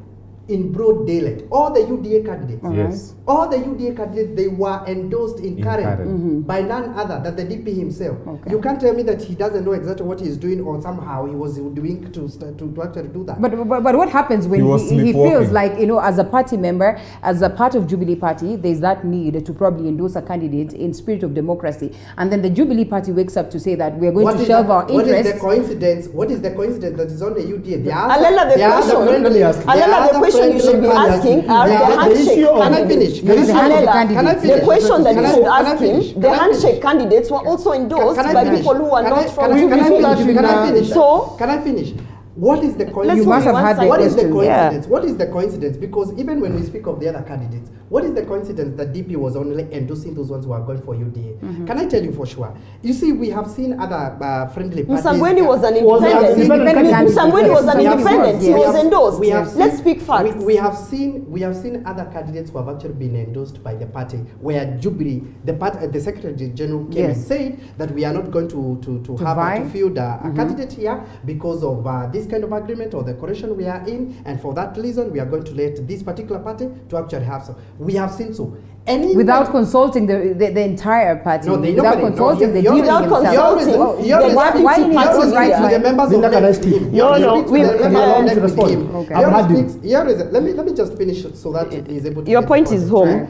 You need for viewers now to tell whether they are really getting the point that I'm trying to move, because it's important. It's the home. UDA members and they are created, let me tell you, they have actually been misleading this country. And we told you that you're actually misleading DP. You have seen the mess now he has found himself in because of being associated with a party and an outfit that could not really work. He has really lost. He has really invested so heavily on some of these candidates, and they have really taken all the money. And these are some of the things that we are talking about. Let me tell you. Let's be factual. Back to the question that you had asked. Make it brief so that we can make it brief. Back to the question that you had asked.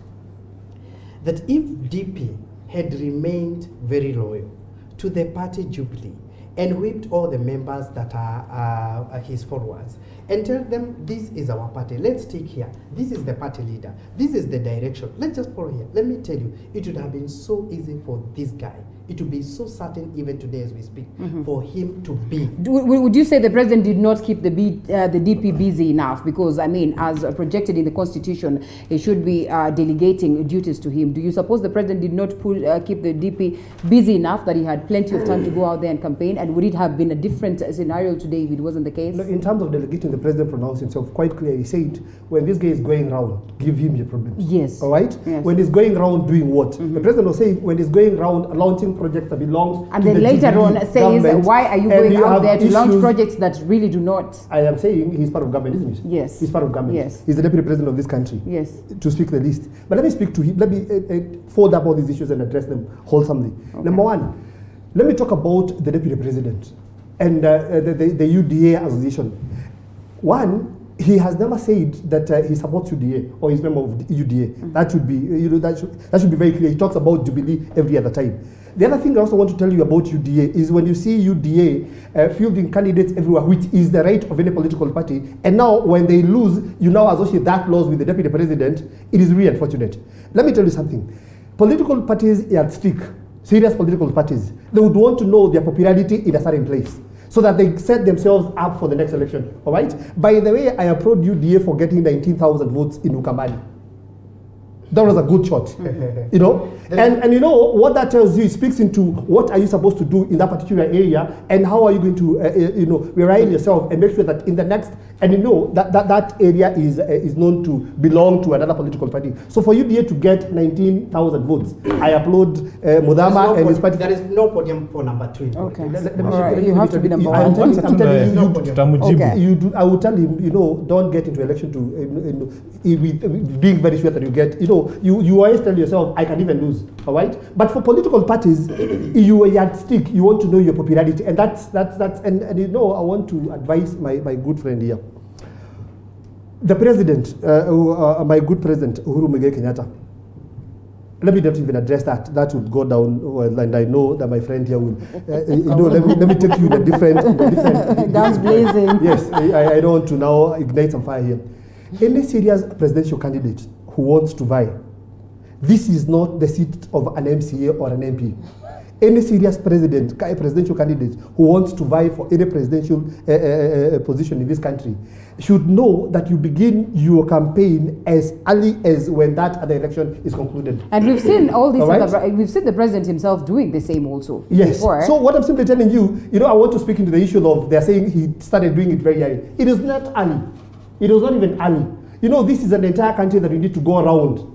This is not the seat of an MCA seat in the Gureti where you can. It was too early. It was. I am now telling you it was not too early. Maybe right? Can I pick up from yes before here? Ben comes in? And I think it's unfair for people to say that William Ruto has endorsed UDA candidates and therefore he's going against the party. Blah blah blah. We have seen Jubilee endorsing candidates that are not Jubilee. We've seen them going and saying this is a handshake candidate, and so therefore even actually saying we are not going to field a candidate. In Kido, for example. We've seen, and you can't just say he's only endorsing, William Ruto is only endorsing UDA candidates. He has endorsed independent candidates. As far as I'm concerned, actually, this is what we call the transfer window, where at one point you're actually looking at political parties that look like ideally they will form a coalition or an alliance with you, because we're heading into an election year. So it's very simplistic thinking to start saying that William Ruto is actually defying his party leader by endorsing other candidates, because chapter 10 of our chapter 4 of our constitution, chapter 4 of our constitution of 2010, the one that we forget BB and everything, we have freedom of association. So I mean, when someone says that William Ruto should come and call a press conference and dissociate himself from UDA, why?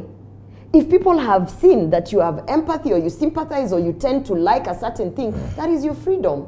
He's not going against the Party Act? He's not going against the Act? party. He's not going against the party, because remember, as a deputy party leader, every other time that for instance, the one time that he went with a candidate na Kambiwa, no, we are not fielding that, he stepped down. He stepped down and said, okay, fine. If Jubilee is not fielding a candidate, well, then we're not fielding a candidate. When someone is talking about had the deputy president actually been, what did you call it? Had he been, what was the word you used?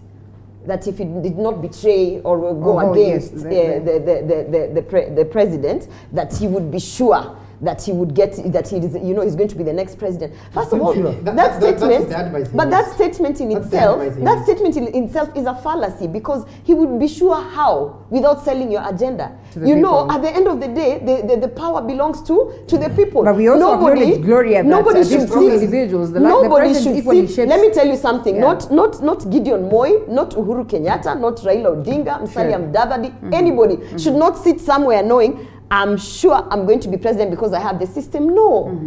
At the end of the day, the power belongs to the people, and that is why.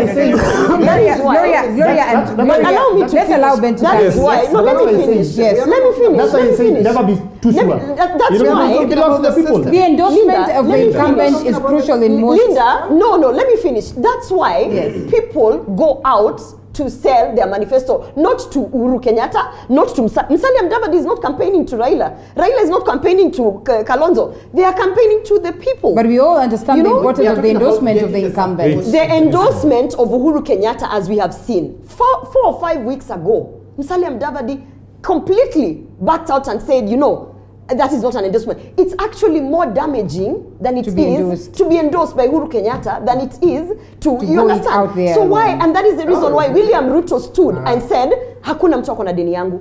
Well, historically, across Africa, we've seen how instrumental, and even not across Africa, globally, the endorsement of the incumbent is crucial in most cases for someone to sail through to the top of it. And in most cases, it works. But you look at the stakes of the day. At times, it becomes a disadvantage. Well, at times it becomes a disadvantage.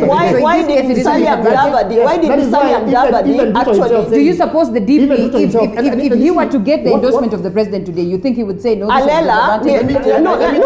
Ruto. tell you, He would not. He would not. He would not. But it's not. But it is not the key thing that anyone is chasing. All right. Yes. It is not. Let's allow Look, when you talk about, let's have some order. When you talk about Jubilee, so that you can respond to that, when you talk about Jubilee, you must look at the contribution that was made by the people who came in. And Ruto, was instrumental also. He was the architect. And you see, let me tell you something. Political formations, politics is about numbers. We're looking into forming a government. So how many people are you going to come with? How many people are you going to come with? And he came with a lot of people, and we all know that. 48 years of power. 48 years of power. He has constantly been accused of trying to outshine his boss. Is it because what worries me is now when you hear the likes of Akina Murathe saying we now need to oust him from this party, what was the contribution of Murathe to Jubilee in the formation of Jubilee? So should you go out there hitting the chest just because in fact, on Konya's point, on the second election, remember when it was nullified and we went back? It is only William Ruto who ran around and collected all those leaders because walikuwa wametukanwa after the first nini.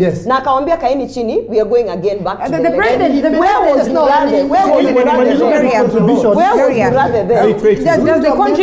Does the contribution then award him the right to go out there and the question, where was Murathe then? Okay. Yeah. What did he do? Has he defined? Where was he? And you know Murathe has actually... No, I'm asking, Linda. For example, give us a case in point. Where you have the president crying foul in regards to that. He said, I keep telling you, don't go out there and campaign. 1 second. Yes. And Murathe has managed to have more people out than he has in. Okay. Yeah. Right. So, gentlemen.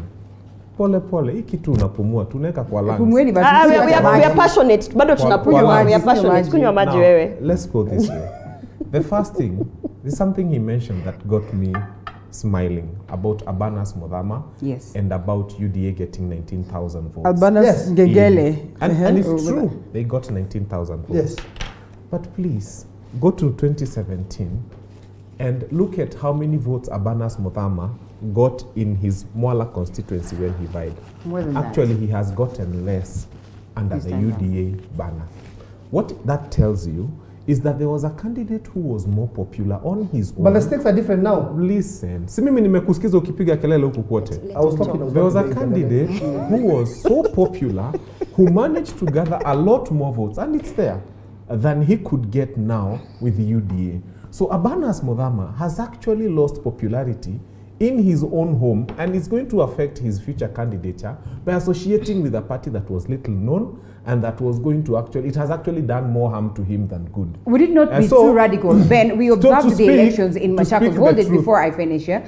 Before you come in again. We observed what played out in Machakos. Voter apathy was one thing that was noted at that particular time. What I'm saying, would it be wise to... Let's talk of voter apathy. Okay. In a constituency, because he was vying in Mwala constituency, he still got more votes than he got at the county level. So that speaks something. But what are we coming to? What I'm trying to say is that sometimes, let's not just look at numbers and gloat over them and say, oh, UDA got 19,000 votes. No, Modama came and butchered his popularity and butchered himself, and he'll have a lot of recovering to do from there. Okay. Secondly, they are saying that Murathe did not bring much to Jubilee. Ruto brought a lot to Jubilee. That is very true. But then again, thank you for acknowledging. Who stood to lose more? Let us just imagine that Raila became president. Who would have lost more between Ruto and Murathe? Stop imagining. No. Raila became president. No. It's okay. Well, that's it's my chance to speak. Right. I have listened to you. All I'm trying to say is actually, I agree with you, because Murathe would have lost. Murathe didn't have much to lose, just like he doesn't have much to lose now, which is why we wonder why those are the people the president is. Why do you keep interrupting when other people are speaking? Ruto himself was fighting for his own skin. He was fighting for his own interest. He was fighting for the position of deputy president. So let nobody come and lie to you that he brought all these numbers so much because he thought that he's interested in Jubilee. Ruto was interested in becoming deputy president of the Republic of Kenya. Did he get what he wanted? Yes, he did. Murathe wanted to be a deputy party leader. Did he get what he wanted? He got that. So let's not speak as though Murathe would have lost so much if Jubilee did not ascend to power. Would he be instrumental in the fall of the downfall of the president? You know, that is the biggest fear again. himself. No, the question is, if in the absence of Ruto, Would Murathe have rallied those 11 political parties to fold and actually form Jubilee? The answer is no. The answer is no. Maybe, if we went into the second election, which we did, would Murathe have rallied people to go back and make sure that we don't have the voter apathy that Raila Odinga was pushing? No. So at the end of the day, at the end of the day, Raila would have become you're president. right. I'm actually agreeing with you. You're right, because Murathe, his interests at that level were very commercial. His interests at that level, he didn't have much to lose, which is why even now, when we are speaking of Jubilee Party issues, you're wondering why a person who stands nothing to lose is being allowed to be completely toxic in destroying a party where he has instrumental nothing. downfall for President Uhuru Kenyatta? Yes, absolutely. Absolutely. We are missing the point. Okay. Uhuru is not falling down. Absolutely. He's finishing his term. There's no downfall for him. It's good to understand where we are really coming from. If you read some of the accusations they are actually leveling against the DP, they are saying that one of it is him contributing or trying to support another party when you're actually the deputy party leader. The deputy party leader of a national party like Jubilee, so to speak. And there's something Beth said, and I wish DP can actually take that, because it's really going to hurt him for no reason. And the kind of people who are surrounding him, I hear my colleague and the kind of thinking, if that is the kind of advice that DP is actually being given, let me tell you, it's really going to cost him.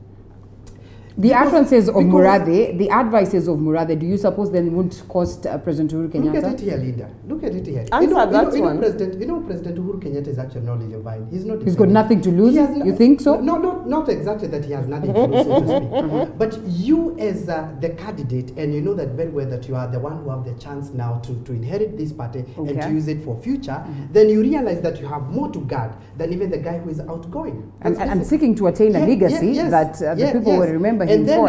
And then number two, if for instance he came and first disassociated himself with UDA and those are the outfits that were there, the Jubilee Asiri and now UDA that are failing and many other, I don't know where, which will actually be the next, because possibly actually foresee that he might not even now want to be associated with UDA going to the future. Just come and address the issues that people are actually talking against. Deal with them. You see somebody like who is a big follower of him, this Constitution. Yes. You are even wearing the outfit of another party, and you are actually the deputy secretary general of another party. Well, surely. He was whipped, and so he was whipped. And of course, he also wanted to make it look like I'm just a victim. He was being targeted, just being targeted and all that. If the DP only whipped his house, because he still has members, and tell them, guys, it's not too late. We can still be able to address the issues that are there. There is no bigger name in Jubilee to inherit President Uhuru Kenyatta other than William Ruto himself. He can still come and say, let's put our house in order. What are the issues there? There could be misunderstanding here. There are things I might have done here. Let's see what we can be able to do. Now, you know what is happening is that David Murathe, as the vice chair, is just doing his job. Okay. That is basically why we have positions like his, the chairman, the vice chair, and all that, to discipline and to put the party into line. Those one, let's get this clear, Jimmy. The utterances of Murathe are not friendly at all, and they could be carrying a lot of weight that would probably be very negative if at all we are looking to see a country that is united. If at all he speaks on behalf of his boss, who speaks fondly of how he wants to leave this place a united nation. So would you confidently say that his utterances and what it is that we see today, and you've seen how very many people have castigated him, are utterances that substantiate his position? No, his method, we can always debate about his method in the way he is trying to execute that mandate and all that. What I'm trying to say is that he has a point. He's coming from somewhere. Okay. He's not just attacking someone who is innocent. He has a point on what he is actually saying. Whether he has been advised by the president or wherever he could be getting his information or instructions, the point is, we can always debate whether he is actually executing this in the right way and those kind of things and all that. What I'm trying to say, as he contributes, you'd answer this to me. Because I'm looking at a scenario of a person who has blood all over, and I am reminded of when Christ said, if you have never seen, be the first one to cast stone on that woman. Because you're telling us, one of the accusations against leveled against the DP is that he's supporting some other parties. Do you remember the incident of Kibera, when Murathe and all these people were out there campaigning for an ODM candidate. So they are equally guilty. So this is a person with blood in his lips and talking ill of another person. So I'll actually respond to you on that one. Let me tell you, Mheshimiwa. You see, don't even think it's just about the party affiliations to other parties, so to speak.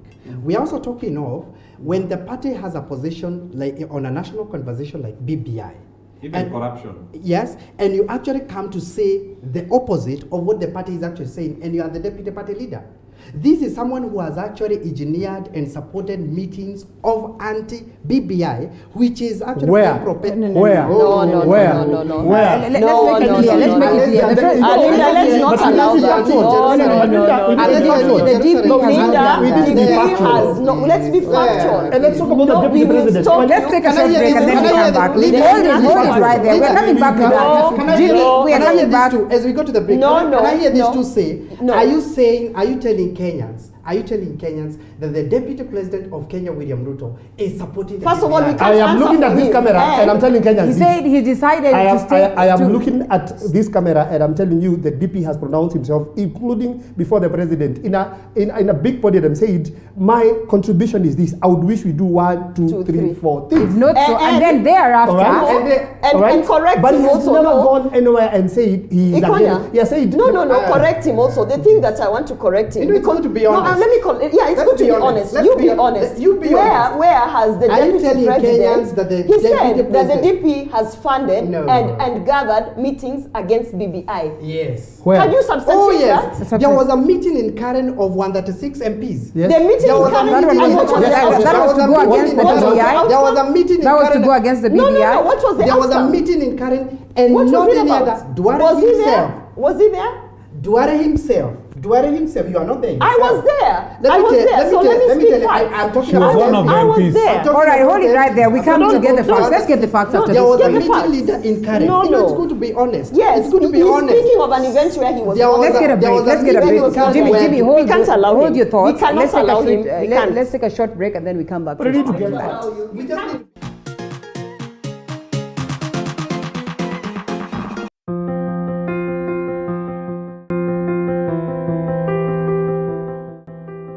They say the way to the heart is through the stomach. This month of love, Throwdown shares with you those amazing food ideas for that candlelit dinner and picnic date. Learn those dining etiquette and avoid those embarrassing moments every Sunday at 6:30 p.m.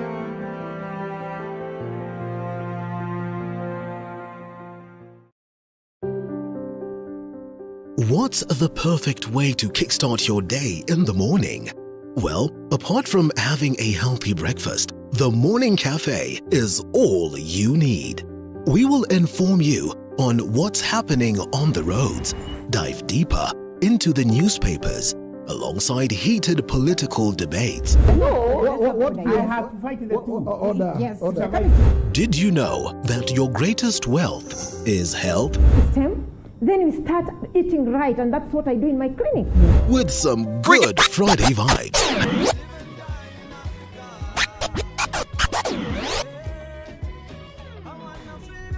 The Morning Cafe with Linda Alela, Monday to Friday from 6 a.m. to 9 a.m. Only on TV 47.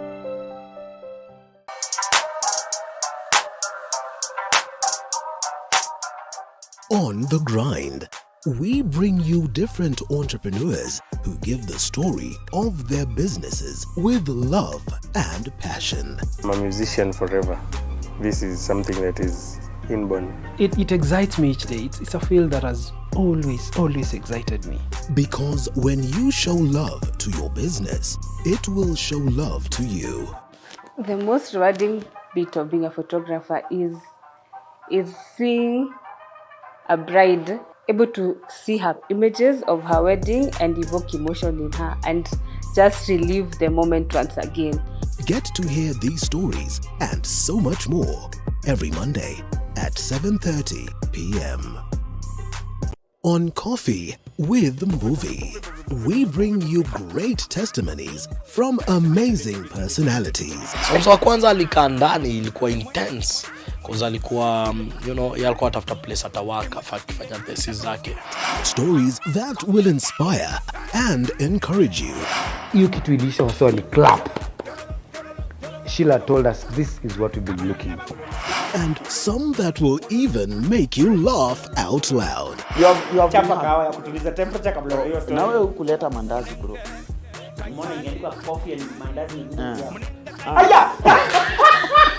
Make sure you catch the episodes of Coffee with Movie every Sunday at 8 p.m.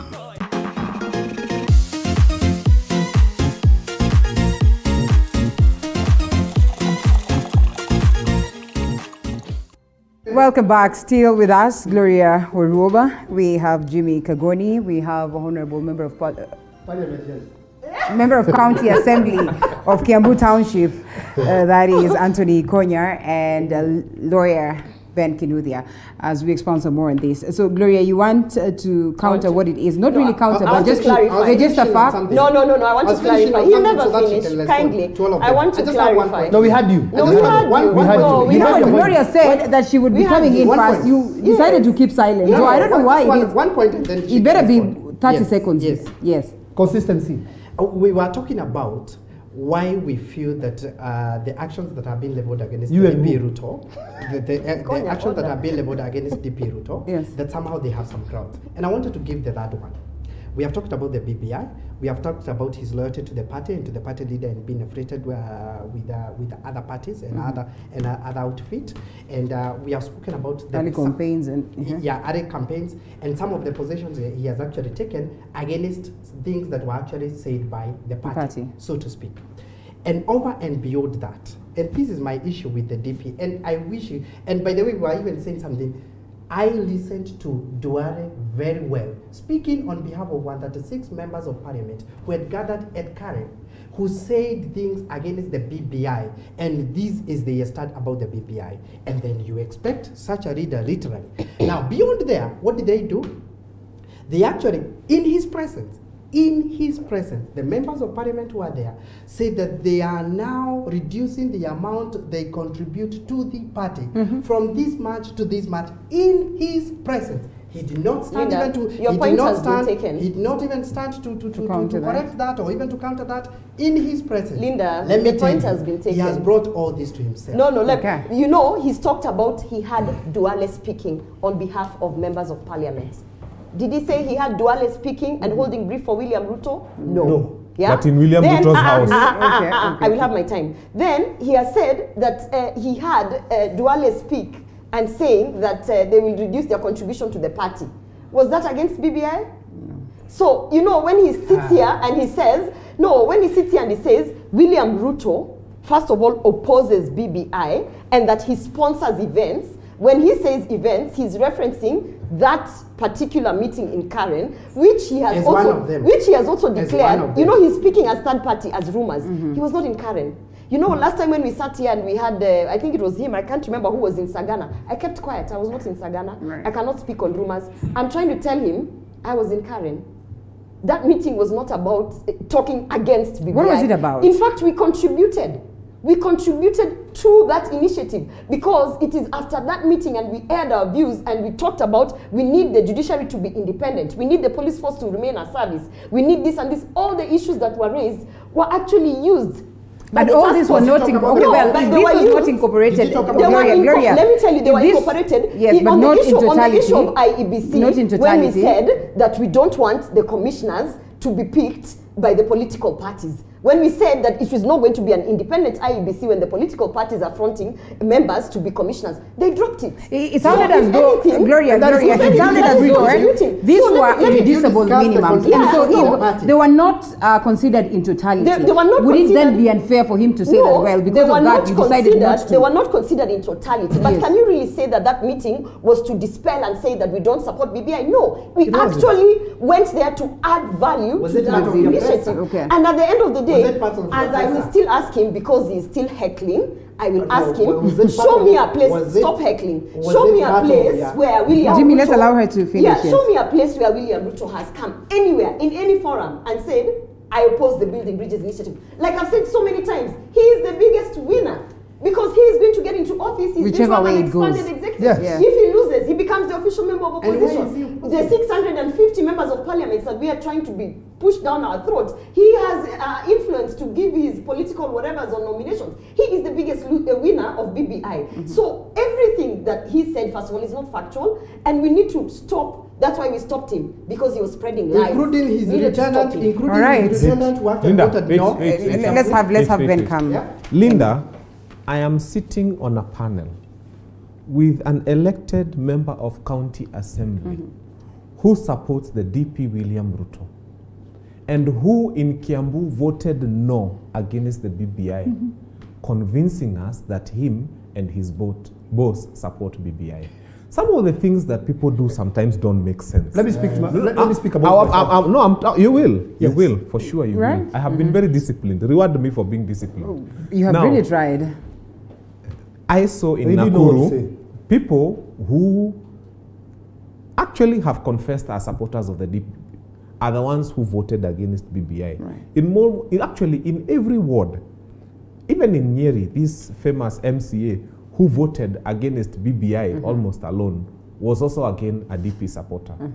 So we have people who are confessed. But before he confesses, no. before he moves Wait, on, wait, let me wait. Let's allow him to finish. Let Let him I am a supporter. I am a Hold it supporter. right there. I am a supporter of the candidature of the deputy president, not his positions on other things. I support his candidature for the next general election. So your no was based on. Yes. So his candidature for 2022 Has got doesn't nothing mean to do. if he takes a certain standing, for example, BBI, I can't take my vote as my And true to it, I've seen members of county assemblies who are in support of the DP and they voted.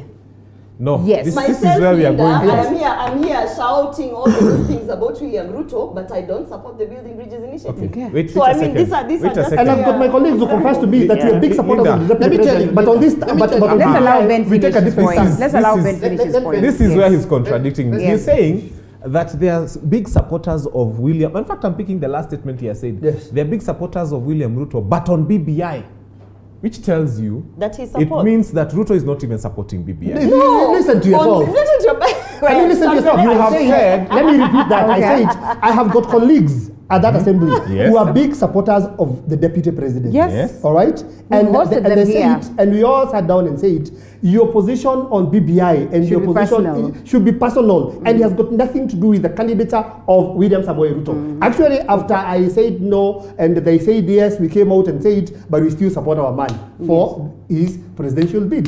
Okay. All right? Now, you have Yes. made it very clear No, you are that not- Ruto you're not does here not to support listen. BBI Okay. and Can that you MCAs listen to affiliated yourself? to No, him it's okay. don't support BBI Yes. and they did Ruto not vote for supports- BBI. I am talking about my colleagues. How did you find yourself? Let me ask Lina, you. let's move No, answer from me. this topic. How Listen. did you find yourself having to discuss to the point of saying that we support William Ruto for 2022, but on BBI we are making individual? Why did Ruto become a subject? Because he's a no supporter. No, because he But actually, he's not that's why declared that, Ben. He's no, not Why did he declared become a that. subject? Linda, the reason Yes. but is to show contrast. Right. I support William Ruto, but But on BBI, I you do have not your own- support BBI, Yes. meaning that William Ruto Supports- supports it. No, he does not. You No. He said So he's going you to can't. stay away from this conversation because he realized what it is that he presented has not been has he incorporated. said, Yes. no, So- has Ruto said that he's supporting BBI in black and white? He's not. No. Neither has he said that he's not in support of the Precisely. document. Yeah. Now, the So party which- So there are position, two ways to this. Is that what you're trying the to say? Jubilee position Yes. is that they are supporting BBI. And the because the government deputy of the position Jubilee- is that they are supporting BBI. Okay. Now, when you have a lukewarm DP, that's a problem right there. Okay. Because what the party position is very clear, and what the government position is, we are supporting BBI. This other new funny position that you're neither hot or cold or warm or black or that is the position that is annoying Jubilee. What we need from William Ruto is for him to come out as the man he is and say, I am supporting the party position for BBI, or I am not supporting the party position. When you bring in a lukewarm position, what you're trying to do is to say no in a calculated manner. And we know how Tanga behaves. Would it be unfair to say that the DP then is rocking the boat from within? Let He's punching holes. Yes. Okay. And then fetching water at the same time. It's unfair. No, it is not unfair to say so. It will be unfair. It will be unfair to say so. Yes. Okay. Yes. Why? There's been a lot of opposition from within, and I mean, we've seen him going contrary to what it is that the party declares, at least from what is uttered out by the Secretary General. Let me ask you something. Where has Jubilee met and made resolutions to certain stands? Where do they meet? You know, when you talk of the party, when you talk of a party position, I am a member of Jubilee Party. Okay. Where did Jubilee meet to declare its stand on BBI? Where did they meet? I'll answer you. The party leader... I'm asking you, where did they meet? The party leader pronounced. He did pronounce that, and he said that there's been a lot of consultation that has been... Okay, well, at least from what it is that Kenyatta said. You're not a member of Jubilee, Gloria. Hold it right there. That is why every time I hear you talk about party positions, I ask myself, because I'm a member of that party, where did that party meet and Jubilee meet to agree on a certain position? Then why do you people allow these positions to sail through? I am a member of Jubilee, I'm a member of the county assembly. We never met anywhere to agree on the party's position. We didn't. But so when you talk about party positions, but at least you met in Karen to agree on what is not the party position. Okay. Is Karen the Jubilee headquarters? Is Karen the Jubilee headquarters? Yes. Well, they went to the Jubilee headquarters. I mean, how do you ask a question? But you know they were thrown out of the Jubilee headquarters. The reason why they were thrown out of the Jubilee headquarters. Just remember that. Wakaenda Jubilee. I also want to remind you. But they have an like, for example, I've read in today's paper. Today's paper. There's this joint committee by both houses. Yes, and they're now saying we wish would have an opportunity to give our input in this thing. They have seen things that they need to adjust. Yes. All right. So when sadly, sadly. But did they not have an opportunity? So when people meet, and let me tell you something. When as thing flips, you look at, when a day change, you look at something in a different way. That is why parliamentarians here are saying, now look at this document. We think here and there we need to. These are political reforms we're talking about. Yes. Gloria here was able to present her reservations and what she would want incorporated. Why would members of parliament argue that they did not have a chance to do so? They did. When you sit down and things are changing every day, and then you look at things in a different way. That is where they're saying we need to. But that is also the reason why it's a progressive document and it's dynamic in nature. I am saying that because why I'm saying that is that when people let me just finish. So that when people sit in Karen or wherever they sit to make a contribution towards what they think, then they should not be castigated. Let me tell you, Linda. They should not be castigated. They're actually trying to improve it. Linda, I'm not a member of Jubilee, yes, but I can tell you for a fact, and I'm also not a member of UDA, and I'm not a member of any political party. Okay. But having understood and done a lot of civic sensitization on political parties and things like that, the question really that has been asked is, how did the party come up with a party position for BBI, and were the members actually sensitized towards it? That is a legitimate question. And when you say that, people are meeting wherever to come up with decisions, and this, first of all, the initiative began as a national initiative, fronted by the government, funded by the government. Then it slowly moved by taxpayers' money. At which point then anyone was free to participate at any level with whatever input, because it is actually taxpayers' money that was being used. Now, when it shifted to becoming a party motion where they are fronting a referendum, of course, that destabilized a lot of things. Would you confidently say that this is a party position, or just individuals within the party? Because that's the reason why we have people who are on this other side. Individuals within the party. So it's not a position. They have not dictated. They have not dictated that it's a decision. Yes, the party. So there has never been at one time a party position in those. All right. As far as BBI. Let Jimmy come in. Let me tell you. Honesty is a virtue, and if we really want to be very progressive in this conversation, we've got to be very honest, because you cannot grow cold and hot at the same time. You need to give us the position. Let me tell you, the president has really taken us through a journey. and explain to us this national agenda called BBI and how they came into it, right? And it started not just on the 9th of March. I remember, I think, the following prayer breakfast that happened in Safari Park Hotel. That one, when he actually requested even Ruto to hug with Raila, to hug with Kalonzo, and explained this is now where we are starting to create this cohesiveness. And it was actually the main agenda of that prayer breakfast, that we have now come from animosity and now we can sit at the table and we can be able to discuss this. And we saw that and we started working that particular direction, including how they came to nominate the members of the task force, and how he has even explained even the DP was involved in it. Raila brought his people, everybody brought his people and all that. I learned even Kalonzo had also nominated somebody in that through Raila, and we got to there. When someone says in a national TV that this is not a party position, so to speak, when we have seen the president and the deputy spearhead such kind of an activity, then I wonder what else would actually call upon. Linda. However, the president holds so many offices. Commander-in-Chief, father, citizen of Kenya. He would have been fronting it in any one of those positions. However, as a president, let's allow him to finish his point and make it brief, because time is not on our side. He has always said, as the president of this country, I want to bring the people together. Not as the Jubilee party leader. As the president. Because you realize the position that he's taking, there are so many parties that is the likes of Akina Raila Odinga here, the likes of Akina Musalia Mudavadi. But you see, when they come as national leaders who purport to bring the country together through this initiative called BBI. Not as party leaders. Gentlemen, let's make it. Can I show you? Let's make it brief. No, you shocked us enough. You know, just the other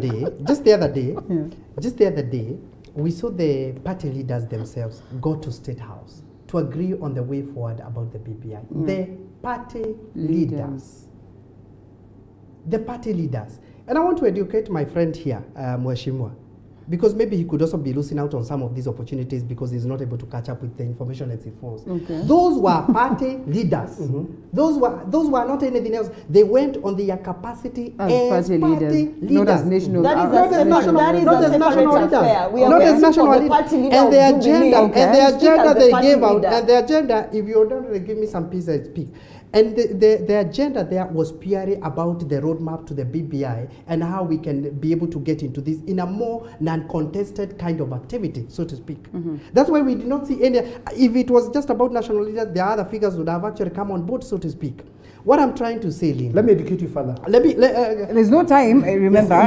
Yes, political party leaders meet in State House as political party leaders. What they're supposed to do, once they agree on what they want to do, it is for the specific on the party leaders to go back to their parties and call a PG and tell their people, we have agreed with the president and these are the party leaders that we need to do 1, 2, 3, 4 things. And then the PG endorses that and becomes a party position. So probably the president is going to do that. He hasn't done that. Ladies and gentlemen, we do not have a party position in as far as BBI is concerned. Ladies and gentlemen, yes, as we come to the parting shots, and I'll read a couple of things here, and then you will decide which one you go with as we get to wind up. So, yes, the squabbles within the Jubilee Party evidently show us a government that has failed.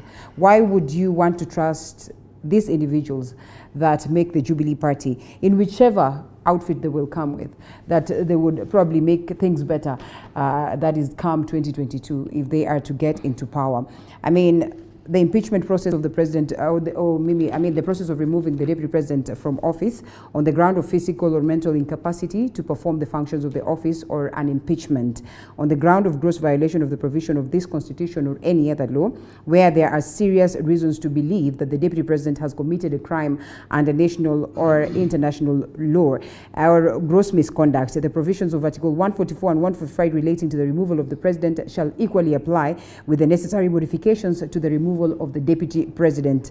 And yes, in the event that there's a vacancy in the deputy president office, well, you know what it is that needs to be done. That has been incorporated on Article 149, and the remuneration and benefits of the president and the deputy also well articulated. So in this case, if we are to talk about the DP and the president, I mean, I'd love for you to Just tell us, why would you want us to trust the same DP that has been in a government that has failed with another outfit? Yes, sorry? These are parting shots. This should be the parting shot. So as you combine all this together, and just how terrible would it be for him to undergo an impeachment if at all he has political interests? Linda, I want to go fast because I want to be very brief. Yes. Look at it this way. Half of this country, about half, supported Raila Amolo Odinga in the previous election. And the other, about a half also, because waliachana na margin kidogo, supported Uhuru Muigai Kenyatta. Now, when there was such discontent in this country to the point that there was need for these two leaders to come and actually shake hands and find a way to work together, Raila marshaled his half, or almost half of the country, towards the handshake. Now, there's another stupid party here, and I dare call it stupid right now, called Jubilee, who thinks that their party interests are more important than national interests. So that half of the country is held at ransom, because this party has come fully. Raila and his troops have come fully, hoping to unite with these other people on this other side, so that they can form one nation called Kenya. Now they find there's a funny house called Jubilee. They are fighting about funny small interests within their own house, forgetting that we have a bigger national agenda of uniting with these other people against whom we fought. And now the half of the other nation that is led by Raila is standing and looking at you people fighting inside yourselves, squabbling and talking about PGs and funny things. What is a party compared to national interest? I wish the president of this country comes out and speaks as the president, forget even as a party leader. In fact, if you ask me, I would even kill the party if I have to for the national interest. Half of the country is standing on this side. They are waiting for these other people to stop stupid squabbles about a deputy party leader and who is going to be president in 2022 and so on and so. Kelele ya upuzi. The national interest of uniting this one half, as we wind up here, with this other squabbling half, is more important than party meetings and PGs and all that nonsense. And I think it's a high time Jubilee realized that if ODM was to still continue with the kind of trajectory that were going on, there would still be no country called Kenya. So let us get to the point where as Jubilee, you wake up, you open your eyes, muoshe macho, muache upuzi mkonao ya vitu ndogo ndogo, sijui kusema party meetings, sijui party consultations, put your house in order. One person is standing on one side, trying to shake your hand and unite with you so that we have one country. You are the ones in Jubilee Ben, you who said are you're going holding to be Kenya at brief. ransom. You said you're going to be brief. So you have 1 minute at most. I think my parting shot today is a message to Uhuru Kenyatta, our president. Does he want to be the president who will be remembered for a legacy of having attempted to impeach his deputy? Because remember, we have very short memories. No one is going to go back and remember the SGR in a positive light. They will point the corruption element of it. No one will go back and remember the attempted affordable housing. They'll say they never finished it. No one will go back and think about manufacturing because they never touched anything on it. So therefore the Big Four agenda as we speak now has been put in the back seat. So does he want to be the president who will be remembered? His biggest legacy is Uhuru Muigai Kenyatta, that guy who attempted to impeach his deputy. And the other thing that I want to speak directly to Uhuru Kenyatta is the people around him are actually leading him on in a very, very dark path. The people around him are they're actually making William Ruto's work easier. Because think about it this way. Your deputy, who you've actually you've done 2 terms with, if at all people are going to say that this government has done nothing, William Ruto somehow is attached to that government. If you are actually going to impeach him, what you're trying to say is you're giving him a proper exit plan from that soiled and stained government and actually propelling his presidential candidature, because at the end of the day, it will be like, that. In fact, I really tried to put our house in order to the point that they kicked me out, and this is the reason why I'm running on this, campaign platform. So to Uhuru Kenyatta, I mean, the ball is in your court. Yeah. Okay, Jimmy. My parting shot, Linda, is that you can never behave like married and at the same time you want to behave like divorced. You are either married or divorced. Okay. And then number 2, there is a good lesson I think we need to grab from Joe Biden. When you are a deputy governor, a deputy president, and you have served with your leader, who was either the president and the governor at that time, I think it's only fair that you don't really learn in the subsequent election. Because you have served together, maybe it's time that you also give other people a chance to see that which you could not be able to see when you are in power, and perhaps when you have observed that, then you can come back and say, there are a few things that I feel we can be able to get right. I guess that is what we are running from America. Okay. Joe Biden never contested against immediately,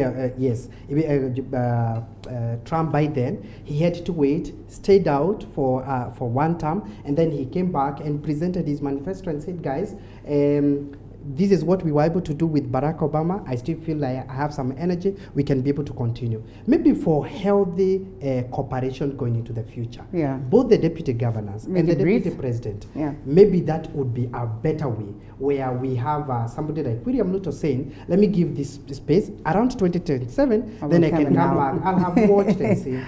Well, okay. Briefly, Mahesh. Yeah, thank you. And alluding to what Gore said, I want to hope that my president, the president of this country, Uhuru Muigai Kenyatta, will not attempt to impeach his deputy. They've come a long way, and I'm sure who man up and they would not impeach the deputy president. But I want to say, you did ask about the deputy president. I want to say the reason why I support the deputy president is because of his consistency. When we ascended to power, and also in the second term, when Jubilee was coming to power, it came with a set of things that we wanted to do for the people. That is what we call the manifesto. And then came the Big Four. And if there's a man who's been consistent in that and refused to be swayed by the shenanigans called handshake and whatever, the person who's been consistent and cast his eyes on that and still believe that that is the best way to redeem this country economically and otherwise is William Samoei Ruto, and that is why I will always support him. All right. So, lastly, I will tell the people of this country, they still hope. We still haven't lost to the dogs. We can still have a conversation and we can still agree on so many things. But I would wish, even as a SRC... Mahesh, we are going to be... Yes, I am saying we will also seek to, I will ask the President and Parliament and us, all of us in government, to make sure that we make this life easier for our people. All right, last short, Muroka Michael says, the things you're cooking and lighting fires between Raila and Ruto, those guys are inventing an extinguisher. Ngojeni muone maajabu ya Kenya. Asan is going to cry in your personal closet, maybe trying to say that Ruto and Rao are likely to work together. We wait to see. There's nothing that will surprise us in matters